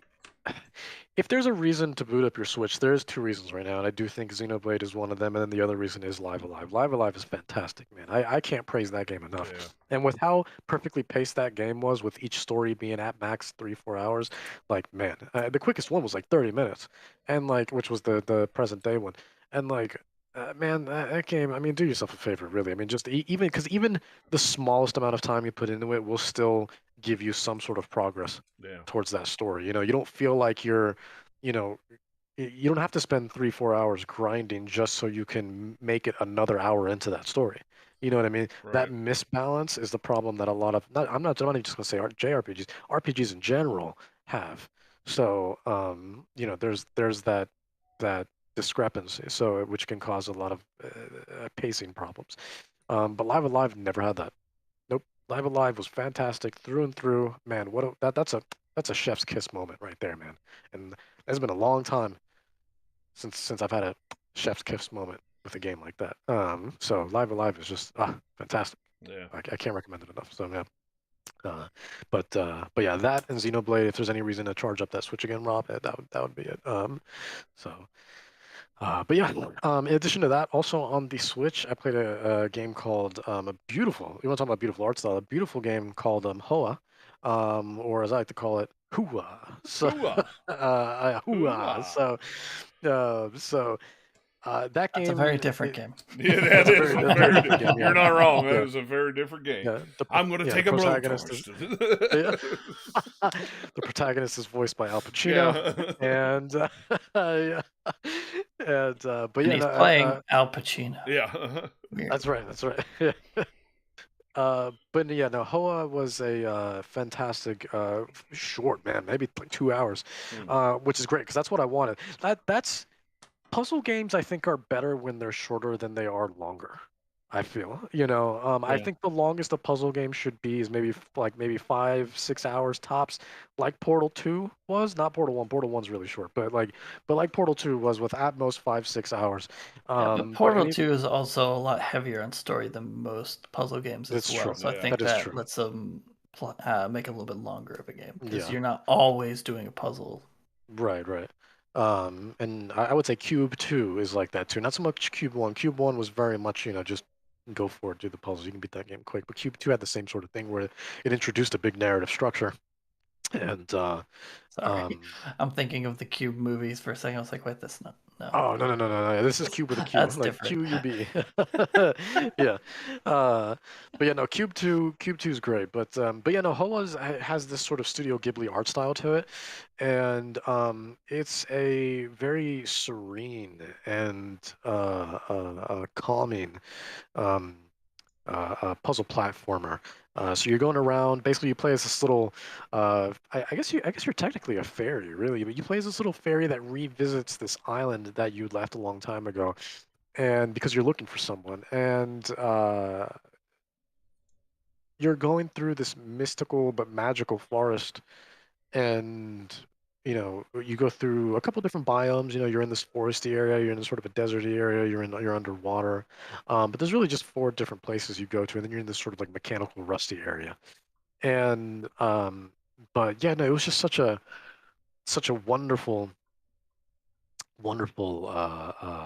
experience, like through and yeah, just like from beginning to end, the whole time, the music too, especially was, I mean, just astounding. I mean, and that's what helped with the emotional factor of the game, because the game doesn't say much. There's some dialogue, but ultimately, it's just this experience of going through these puzzles and and really just taking the time to relax and take a breather. The whole game just felt like it was taking a breather because the puzzles aren't particularly difficult either, so you can spend your time with it and still get through the game relatively quick while it still feels engaging, and really really good. I highly recommend it. I bought it on sale for just a couple dollars, and it was awesome. So Wow. 9 in out of addition 10 to that, on Steam. That's a high rated game on Steam. Wow. is it? Yeah, I it's haven't like actually checked it on Steam. 90% very positive. Yeah, I mean that's crazy. I mean it's Yeah. really high rated. That's good. Yeah, I mean, I would rank it pretty high as well. I mean, it was a really really nice and refreshing experience, and if you need a game to refresh you, this would be the game that I highly recommend at the moment for sure. I mean, it is.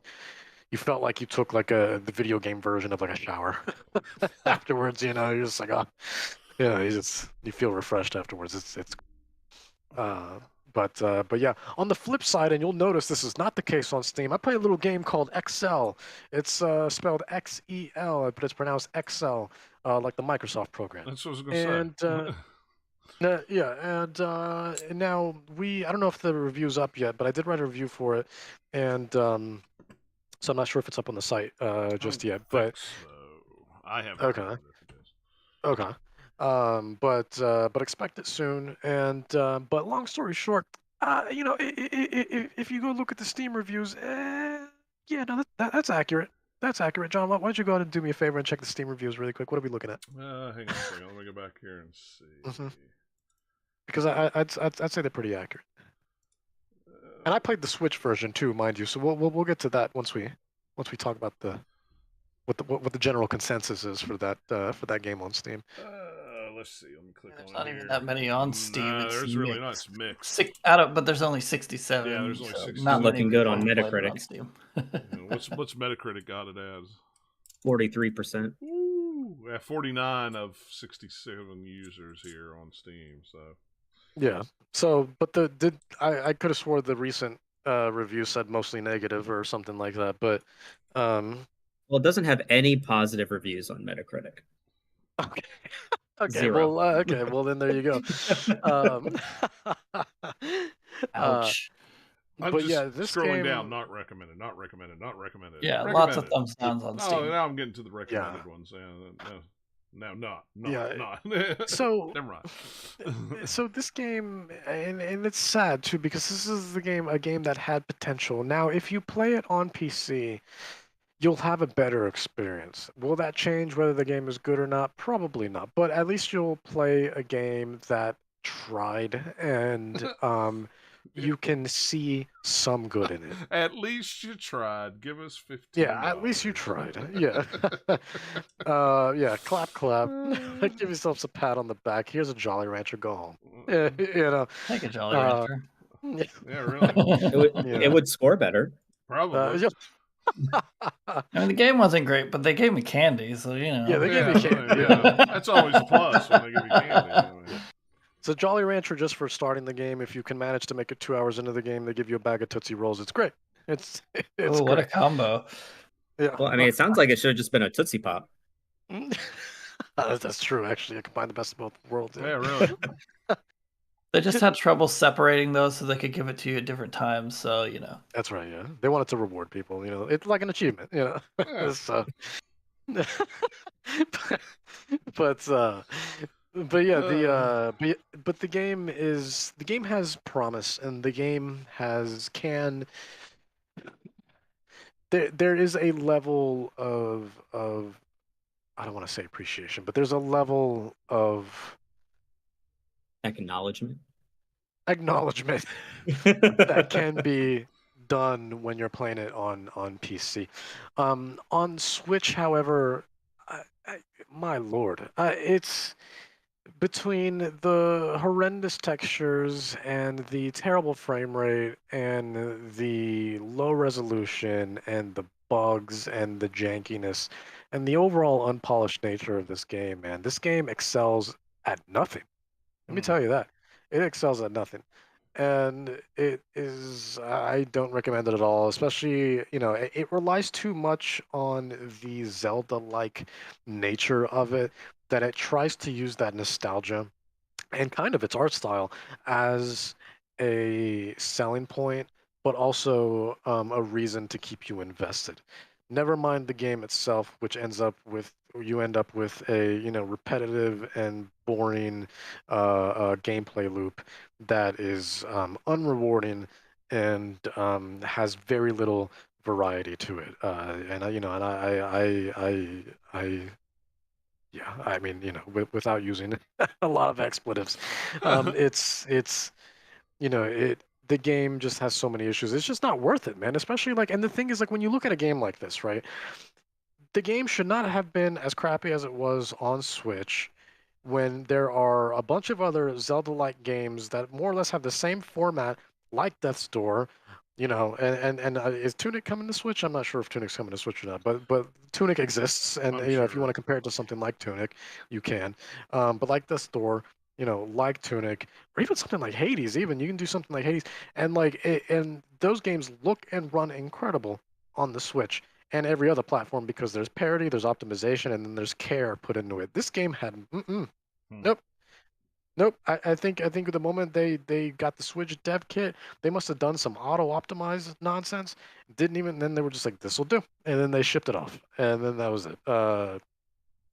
No care or finesse was put into the Switch version of this game. So what I'm hearing is instead of Excel, they should change the X to a D so it's delete. Yeah.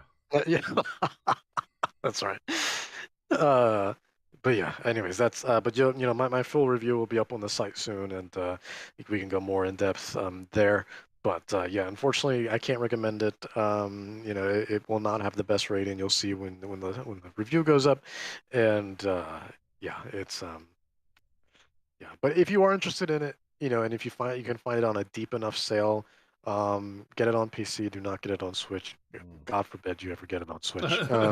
So And make sure you get that Jolly Rancher. Don't let them skimp out on Yeah. it. yeah, that's true. Yeah, make sure the Jolly Rancher is in tow because that's not even part of the deluxe edition. That's just comes with the base game. So That's it's off just the yeah, secret game menu somehow.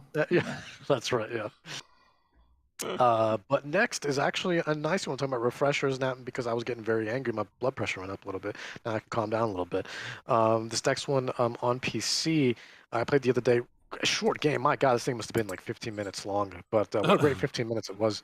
A game called Timber Story, and basically the premise is you're driving along the highway. You crash into a tree, and I don't know if you actually crash into it as in like you lost traction and then you went off the road and went into a tree. It didn't look like that. It just looked like a tree just happened to fall down on the road probably because of a storm, and then you just happened to hit it as it was falling. Something that you couldn't really avoid. Um, it's just a natural disaster basically, more so than you actually you know crashing the car. And so yeah, basically you have this tree and you're just like, oh man, I gotta get this tree out of the way. And never mind the fact that your car looked like it was pretty much totaled. But though you were just thinking to yourself that I gotta get this tree out of the way. So um you walked into this little village and there's conveniently a couple of lumberjacks there, and the lumberjacks are like, oh yeah, no problem, we'll take care of that tree for you, we'll go and chop it up into a million pieces really quick and then we'll get that out of the way and you can be on your way. However, you gotta do a quick favor for us. We lost one of our friends a couple hours ago. He went up into the mountains. We haven't seen him since. He might be in trouble. If you don't mind going to look for him, and then while you're doing that, we'll see what we can do about the tree. You're like, okay, cool, no problem. So you're just going throughout the game, and then you go. It's just a walking simulator, basically. You're not doing much, and you go up to the mountains. You find the guy. I mean, I'm spoiling the game. It's 15 minutes. I mean, it's there's not much to it.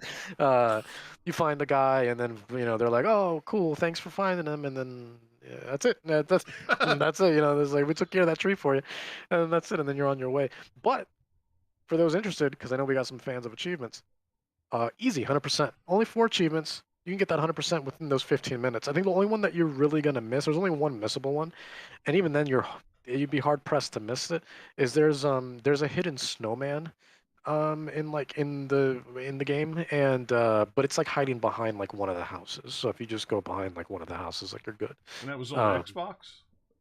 Or no, this was on PC? PC. This was on Steam. Yeah, Yeah, this it's was on Steam. 70 cents Yeah. right now on Steam. Yeah. 70 A cents. great honestly, let me tell you something. For 15 minutes, because that game, honestly, like it was charming, and it was short, Yeah. and the music was relaxing. Also, for 70 cents, hell yeah, dude, buy it for 70 cents. And Support the mostly guys. positive, too. That's what's hilarious. Yeah, It's mostly positive. yeah, It's crazy.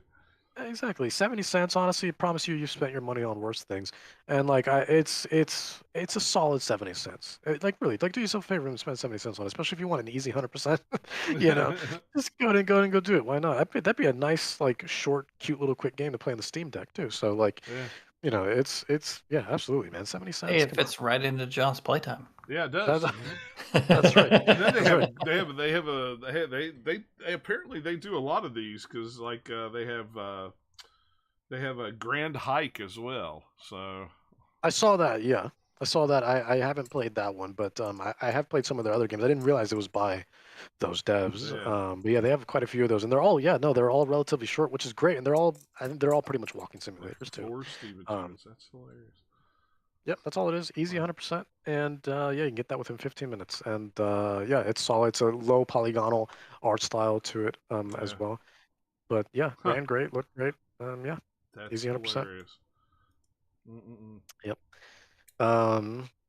But yeah, lastly, also on Steam, I played this a little bit. Is a little game called Is Simon Available? This was recommended to me by one of our new writers, and yeah, it's a crazy game. It's very much in the realm of I feel like every game gets compared to this nowadays, but when every game gets inspired by it, it's bound to happen. But it's very much in the realm of like PT. It's PT-esque for sure. Is it? But it's Is it called? Is Simon there? is Simon there? Yeah, Okay, is all right. Simon there? That's what Yeah, I was trying to find it on Steam, and that's the only thing that yeah, came up. So I assumed that's yeah, what. yeah, yeah. But the new name is called Assignment Available, and but yeah, no, it is Simon there on Steam, and yeah. So basically, it's this kind of loop. So in PT, you were just going around this, um, you're going around the house over and over and over again. But in this game, what you're doing is you're basically just going from the bedroom back to the kitchen, back to the bedroom, back to the kitchen again.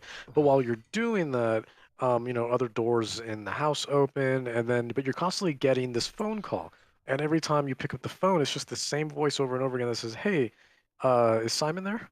And then you're like, "Who the hell is Simon? Like, what are you talking about?" Then you hang up.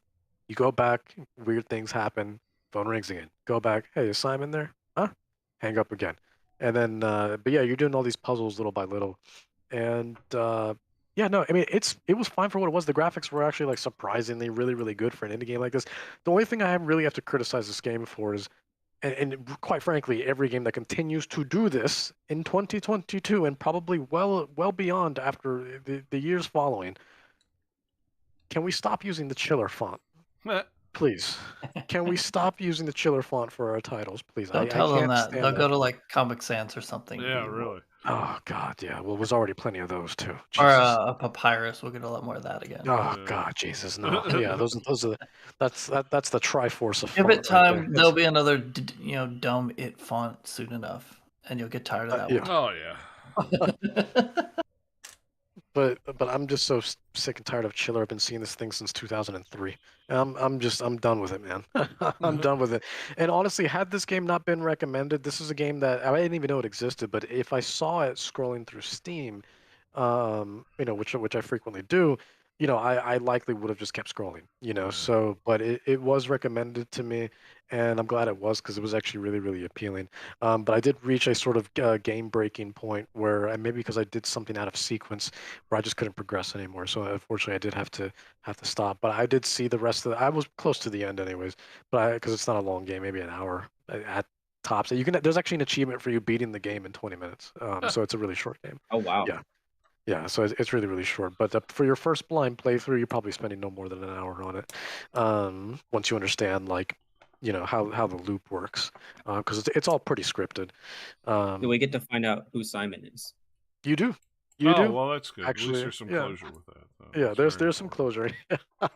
There's some And at the closure. end of the game, the secret reveal is, I. Yeah. Yeah, I was Simon yeah. all the time and didn't know it. Yeah. Meanwhile, you didn't realize you had a Put name on tag Batman that says, "Hi, cowl. my name is Yeah. Simon." My name is Simon, and I like to do drawings. Yeah. Boy, there's something that a Stop lot of kids calling won't me. know. What is that? Oh, what are you talking about? Go see Mike Myers on Saturday Night Live, people. You'll figure that out. They're like, who's that? Yeah. I barely know what Saturday Night Live is, and there wasn't anyone named that on that show. Come on, Yeah. man. 90s But people. 90s. but it was from what I experienced, it was really really solid. I got close to the end, like I said, but I unfortunately experienced the game breaking bug. And I mean, the game itself is only $5, Yeah. and I think you can usually find it on sale for 99 cents, something like that. But so don't go into it expecting you're not gonna this isn't the this isn't actually PT, but even though that was free, but Right. still, but this isn't backed by $1 billion actually corporation. So, but yeah, no, it was solid, and it counted where it made what it was trying to do work, and it worked well. And honestly, really, really surprised me because I was going in not really expecting. Well, I don't want to say I wasn't expecting too much, but I kept expectations not even really low, but I kept them, I feel, at a reasonable place. And it definitely met those expectations and exceeded them in some aspects. So yeah, I mean, I walked away impressed. I was happy with it, and yeah, I mean, it was a solid time. And if you need a quick horror game to scratch that itch, Yeah, I think this will be a great one to look into. It reminded me right away also of not only PT, but the Mortuary Assistant is another game that came out Yeah, I heard recently, about which that. is like terrifying. I played a demo for that. That's the first. I haven't been that scared in a very, very long time. My lord! I actually requested a review copy. Unfortunately, we didn't get one though. I used to do that for a But living. So. did you really? Oh yeah. I was a mortuary assistant for Really? Oh, that's crazy. probably 4 years, something like What? that. When I was out of high school, Oh, yeah, that's what I. yeah. That's what I Oh, did that's before we dude. I got want to me hear and all these before me and stories. Nikki got married. So. Yeah. Oh Wow. yeah. Dude, I gotta hear all these stories. This is crazy. It's not like that game. Trust me, it's not like that. Yeah, well, no, I'm not expecting it to be. Like, I'm not I know. expecting, I'm just saying. you know, That game was anecdotes way from like the tamer. changeling. Yeah, that game and was like, tamer than that. yeah. I do have a few stories. I could share a few stories. Yeah, that's. Okay, yeah, I won't. no, that I sounds won't crazy. live, but we could. Yeah, sure, yeah. God bless. That's Oh crazy. yeah. It was a good time. Yeah. But yeah, no, I played a little bit of that demo, and like, man, that was terrifying. But yeah, I really wish we got a review copy of that game, but unfortunately we didn't.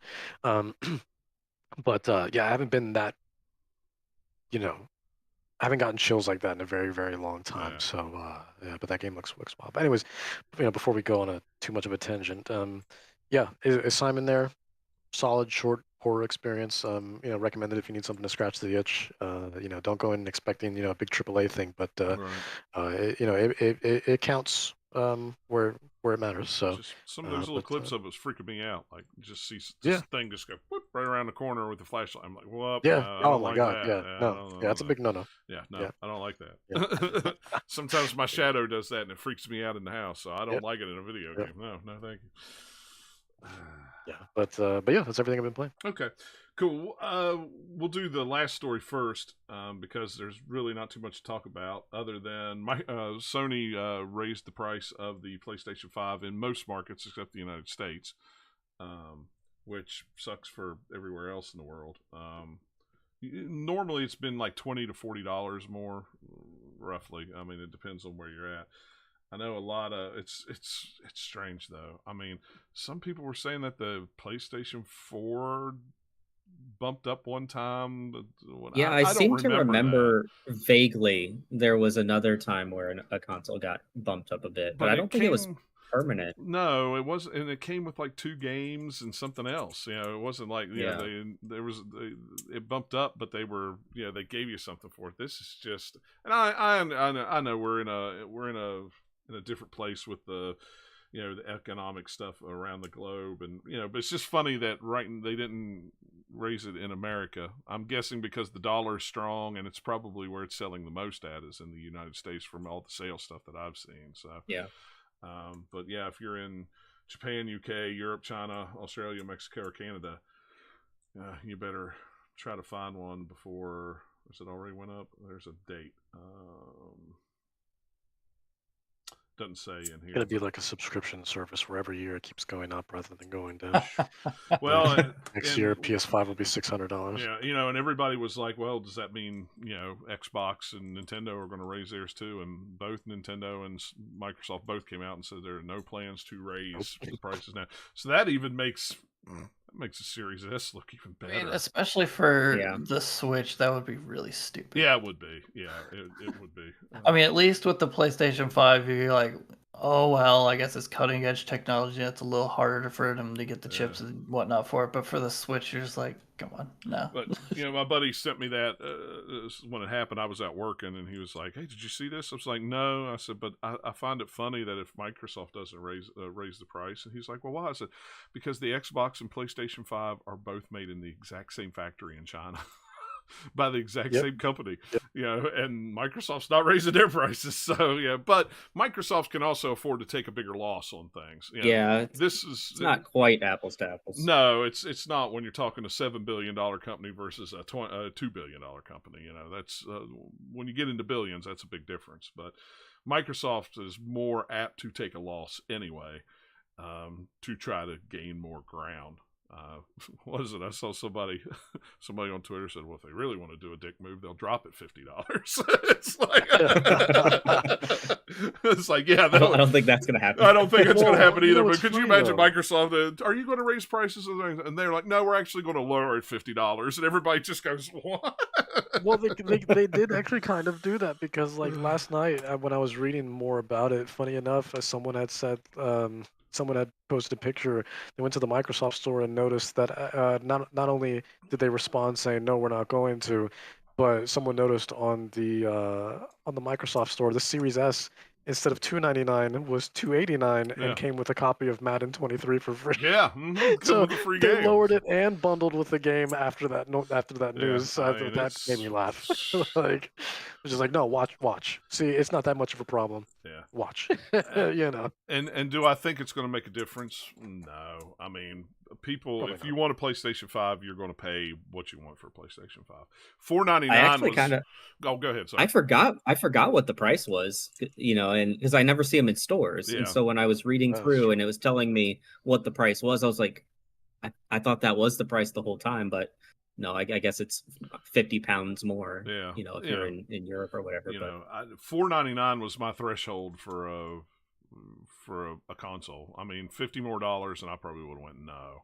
Yeah, I mean, like, because at that point you're reaching what was at the time they got laughed off stage. Yeah, You remember the infamous almost PS3 was PS3. $600. It's almost PS3 price. Yeah. So, So, and that at the time was cutting edge technology too. Yeah. And that was before it came out. Never mind years after it was been Right, released. yeah. You know, where now the technology now, really 2 years afterwards, quite frankly, has probably become obsolete. So there's probably newer tech now that you could pack into a fresh new set of PlayStation 5 consoles to probably warrant the 550, rather than just blaming it on an economic crisis. Yeah. You know, and then putting that and then making the consumer pay for that. By the way, you know, it's not just a matter of like, this is something we'll have to deal with on our end. No, Well, we're going to and make you pay for it. I mean, we are at the point where I would expect them to start bundling stuff. Yeah. Because we're absolutely, at at least, yeah. almost the 2-year mark. Is that right? Yeah, it'll be Has it 2 been out years for this 2 years? fall. It'll be 2 years this So- fall. So, I mean, historically, that's when you would start packing something Right. in, but it's the market is a lot different now, well, and people still can't get these things. you know, what makes I don't want to say funny is, wasn't it just like 6 months ago they announced that, or they had an earnings call that they were actually making money on PlayStation 5s because the cost of stuff had went down at one point? I believe so. You know, Yep. I mean, Yeah, I think so. you know, and I know with the It's probably to subsidize the rest of Sony. Yeah, well, since that wouldn't PlayStation surprise is one me. of their only yeah, I mean, departments that are actually doing well, and then well. then a week ago they come out and they made 20 however much millions of dollars, and they were in the red, and then turn around and say, well, now we're going to raise the price $50 of of the PlayStation. But my thing is I kind of work in the retail industry. We do a lot in convenience stores, but I know, and I'm going to say it right here, and I know nobody from work's watching, but we're under the impression that by the end of September, everything is going up 15%, like chips, candy bars, any kind of stuff like that, food. It's all going up 15% by the end of September. So, Need a raise. yeah, I mean, what are you going to do? And then at some point after the first of the year, it's supposed to be a recession and everything's going to go, so, but the reason companies are raising prices 15% is because they're making record profits in a time of a financial crisis, and people are still paying it. So they look at it and go, well, we can just make more money. They'll pay it. They're paying it now. So, and I'm not saying that Sony's doing that, but, I mean, it just feels like, well, we got to pass the buck off to somebody. We're not going to take another $50 loss on a console, so we'll just, unless you're in America, then you're good. Don't worry about it. Dollar's strong, so. But I don't know. To me, it's interesting. I don't ever remember I don't ever remember it going back up again, but I read something that said the PlayStation 4 at one time did, like when GTA 5 came out, but it was bundled with GTA 5 or something. I don't know. I don't remember that, but just Sounds familiar. I think there was a holiday bundle that cost more. Yeah, and it might have been a Grand Theft Auto bundle. Yeah, well, and I understand that if it's a bundle. I mean, there's a Horizon Forbidden West bundle that they sell on the Sony store, they've been selling it for months, that it's $50-$60 more because it comes with the game. So, if it comes with the game, there just may not be an option without a game. Yeah. So, I don't know. It's a weird time. It's a weird time. We're in unprecedented times. Gamescom was this week. I did not watch anything of Gamescom. The only thing that I saw was things on Twitter. Honestly. Good. Then Nathaniel, you could talk all about it. I probably saw a third to half of it, kind of like, so the first part I didn't see, but I saw a lot of the later stuff in the I actual was stream. on the road and busy, and I just didn't. I saw something about Kojima's going to have a podcast, and it's going to be on Spotify.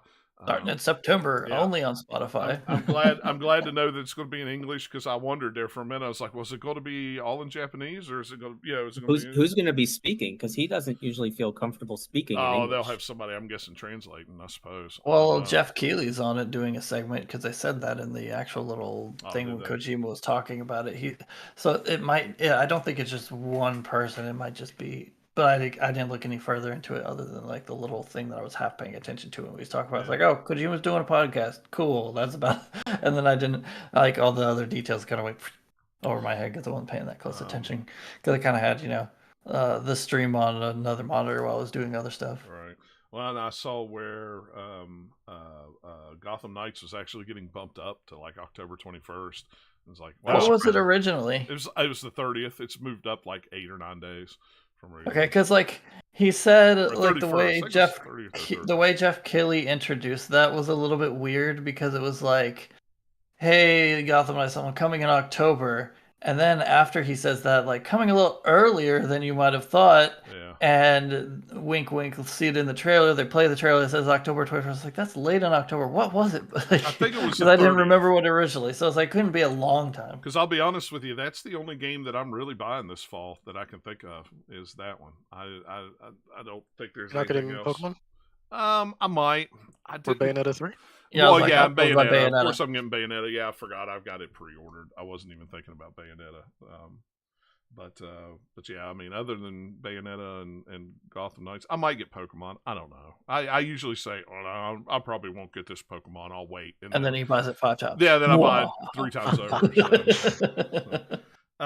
John, if you don't buy it and don't play, or if you do buy it and don't play it, just send it to me. Okay. Because I have no intention. I've got a lot of games that I've bought that I just haven't played. I've got a lot of those. I could send you the thing. It's like...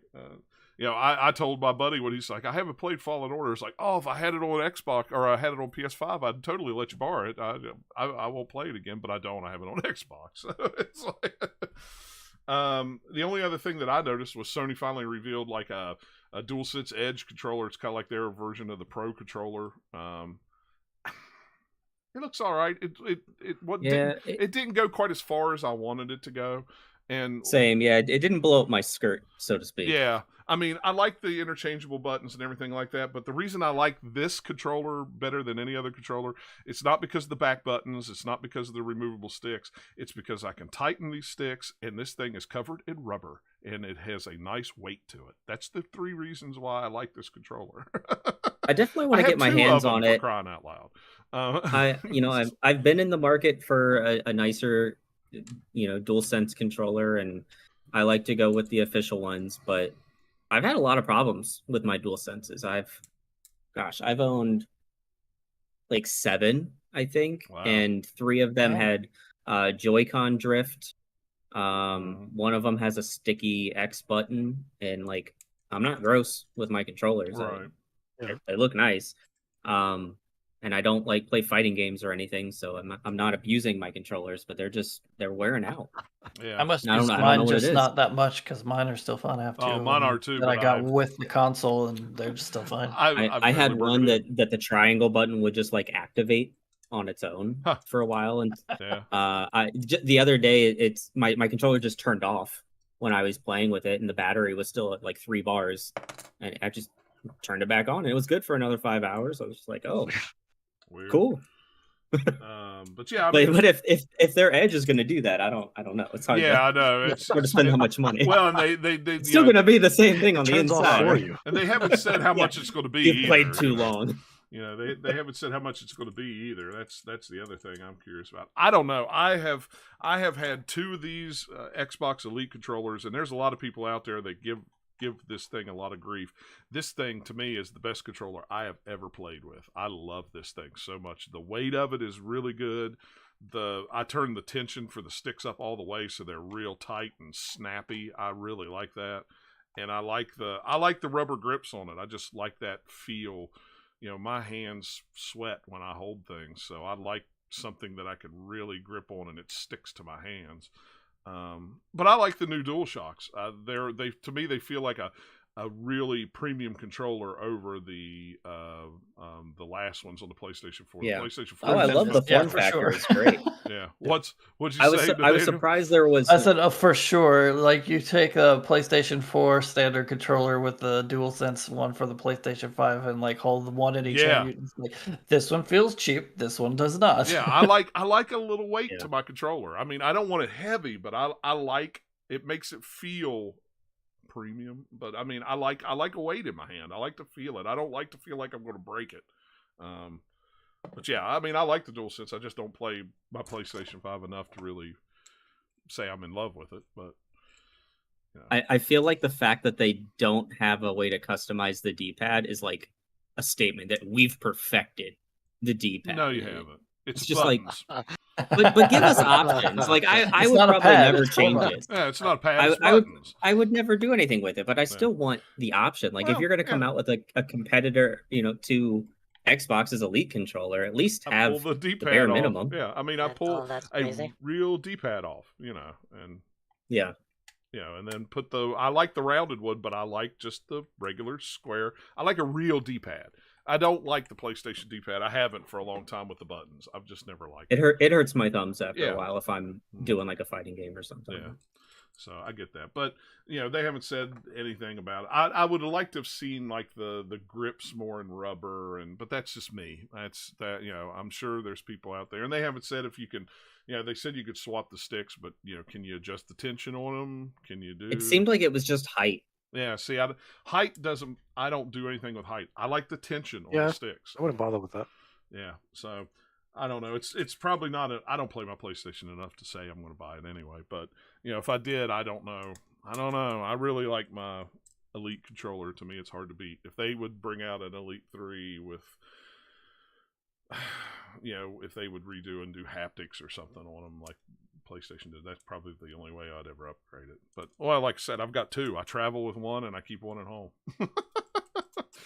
But I didn't pay full price for them either, so there you go. I mean, not everybody buys $270 controllers to go. And I don't even use them like I'm supposed to use them. I don't use the back buttons. I don't use the.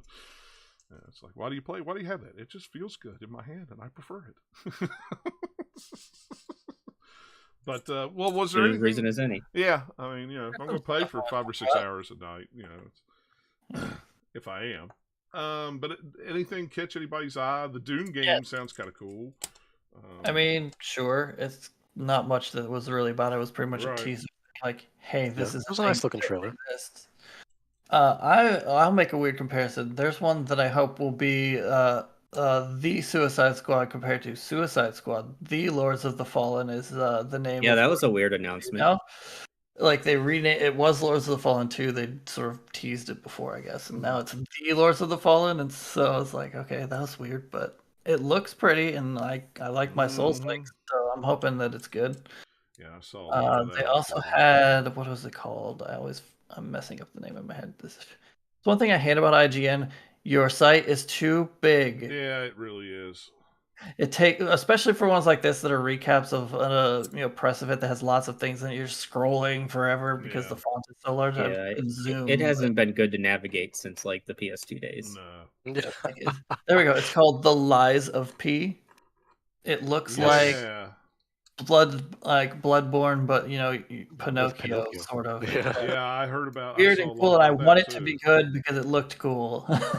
I'm hoping that it's good. I heard a lot about that, and I saw a lot on Twitter about High on Life, and I'm looking forward to High on Life. That one looked like I don't like that. Whatever is going on with the game is like a lot of people like it. For me, Did you it's ever just like, play Yeah, Trevor? I don't like that Was it art Trevor style Saves at the all. Universe or whatever? Did you ever play that? well, like what I didn't like is they showed gameplay, and it's like this really tiny arena like boss fight thing that looks Yeah. like this boring. It doesn't look like the shooting is very good, and it's going on way too long, and you're just sponging a bunch of stuff, and then oh wait, now you're doing a different thing, and then like the whole bar goes down, but the boss fight isn't over. It continued somehow. It's just like, But the guns I don't talk, know, man. Nathaniel. Come on. Not when they're fighting. Well, All maybe. the I time. don't know. I was looking at it and being like, okay, if you're gonna do that and you have a gun there, I want to be going like pew pew while you're firing, and it wasn't doing that. And I was like, the gun you looked know- bored while it was firing in this thing in the gameplay. I was like, okay. Speaking of things talking when you're firing, in Dark Cloud, the game I've been playing, there's a slingshot that talks smack about your enemies when you fire it.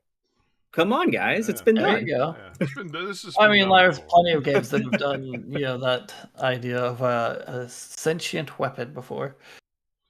I think the another thing that they showed that I thought looked like cool, it could be cool, but who knows from the CG trailer is Atlas Fallen. It Yeah, had kind of like some sort of Monster Hunter-y looking monsters in it, but they're all like manipulating sand, kind of doing some sand magic or something or other in there. That Yeah, looked that like would it look cool. kind of cool. How what's about Dead Island 2 finally? Yeah, real? man, I want to go to that Came back. island of Los Angeles, man. Yeah. This is what. To This be is fair, it's Yeah, probably going to be underwater in the next 10 years, right? Well, yeah, sure. This is the There is third dev that has worked on this game, and it seems like maybe they're finally going to actually get it out after like almost a decade at this point. Well, Yeah, hopefully Yeah. we don't have Wow. ourselves a Saints Row situation because, man, what's been going on with that? It's been insane. Yeah, it's not heard good things about Saints Row. I was shocked by how good the trailer looked, personally, for Yeah. Dead Island 2. Yeah, it looked all Yeah, right. it looked pretty good. What's up with all the pirate games coming out all of a sudden? It's like, Cashing in on the Johnny Depp trial, that's what it is. I guess. That's what it is. Yeah. Yeah, Ooh. there's a Tortuga Pirates Did you guys see Tale. the trailer for Scars Above? I did not. No. The sci-fi game that has like this big weird pyramid thingy hovering over Earth or something. It looks a lot like Returnal visually. Probably not anything like the game, but like dark kind of sci-fi look to it. I don't know. The trailer was cool.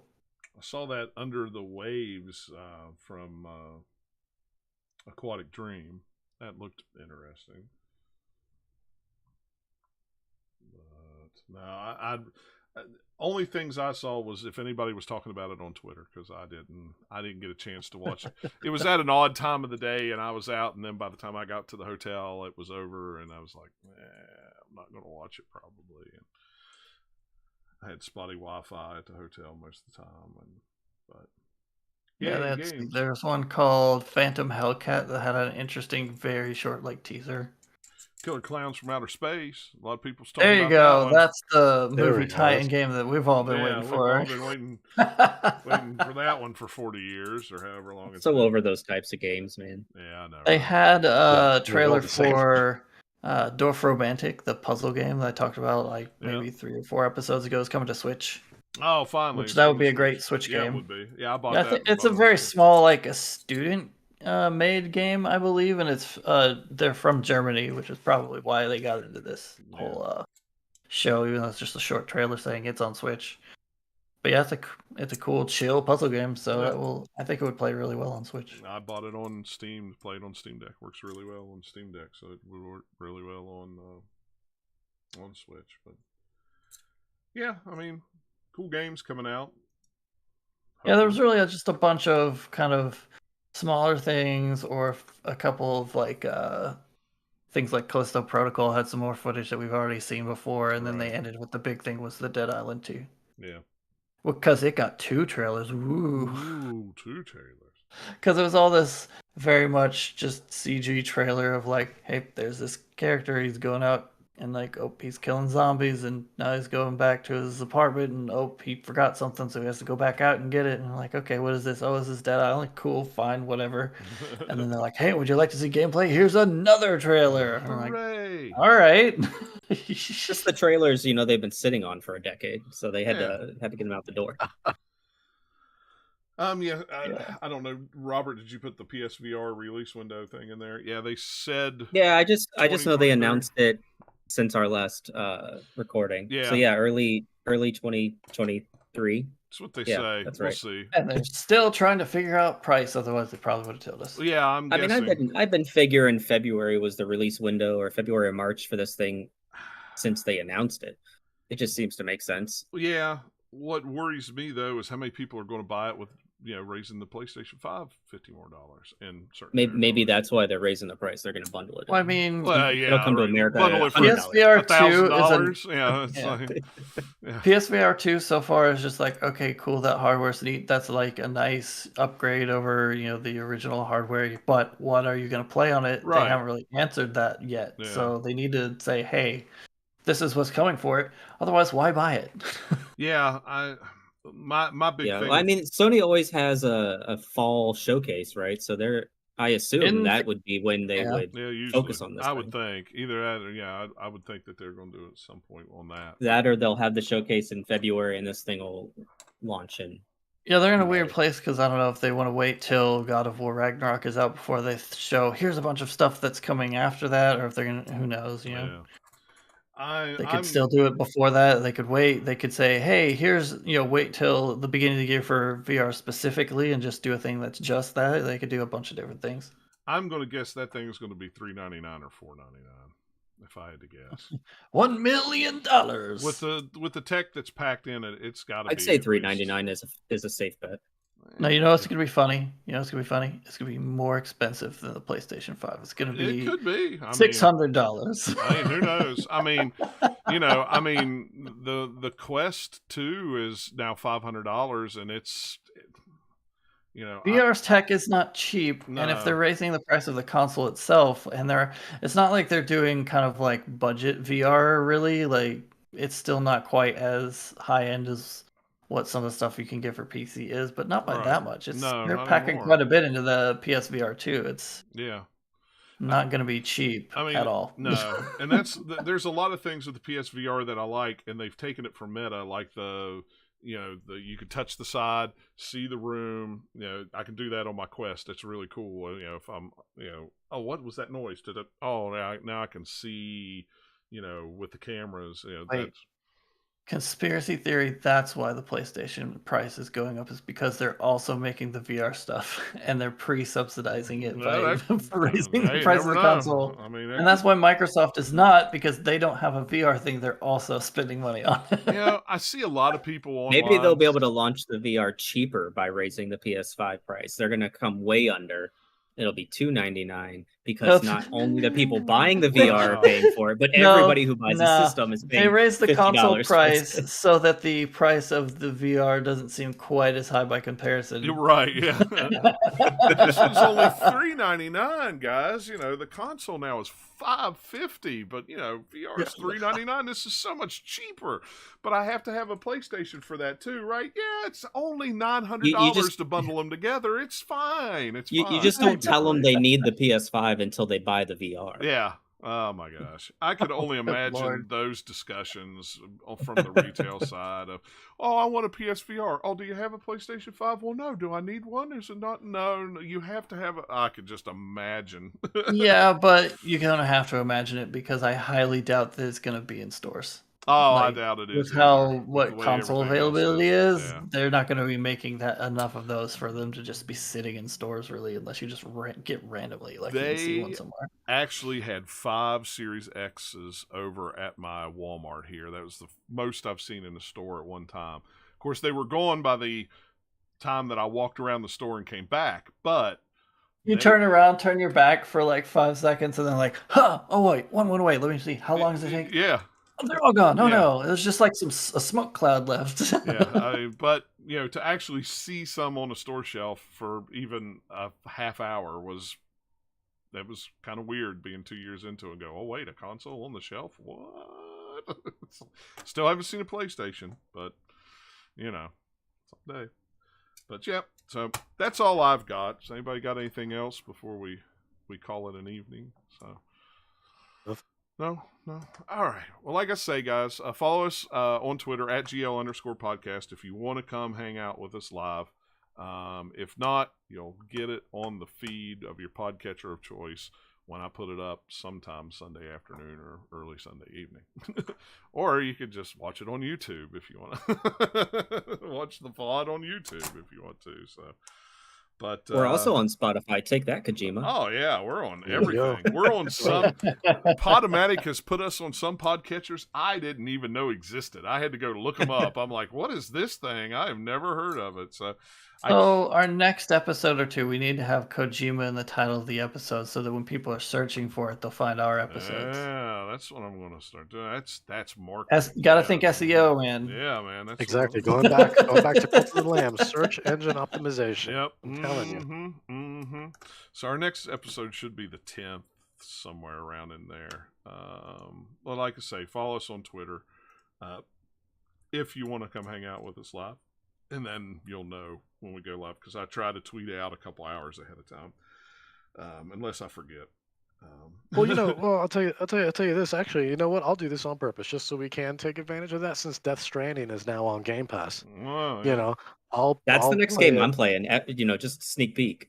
Yeah, It is. exactly. It's downloaded. That'll be the third full playthrough I do of that. Wow. I have not made it through that game. I bought Death Stranding on PS4 when it was on sale one time for $20, and I never installed it on the PlayStation 4 or the PlayStation 5. I don't even think I've taken it out of the wrapper. I think it's still back here on the I got that game probably a week after it came out for $20 because Redbox was going under and liquidating all of their games. So I got the disc version for $20, and I didn't beat it. I played, I don't know, maybe 8 hours of it before something else caught my attention, but now I got the PS5 version. I'll tell you what, we're going to give it a go. Microsoft needs to get with Valve and just make a Game Pass on Steam so I could just download games to my Steam Deck. I mean, come on. Gabe said he was up for it, so why not? Come on, Microsoft. Don't make a portable console. Is there a web browser, though? How well does the cloud stuff work on it through a browser? Works perfect. Okay. Yeah, it works really, really good, because I downloaded.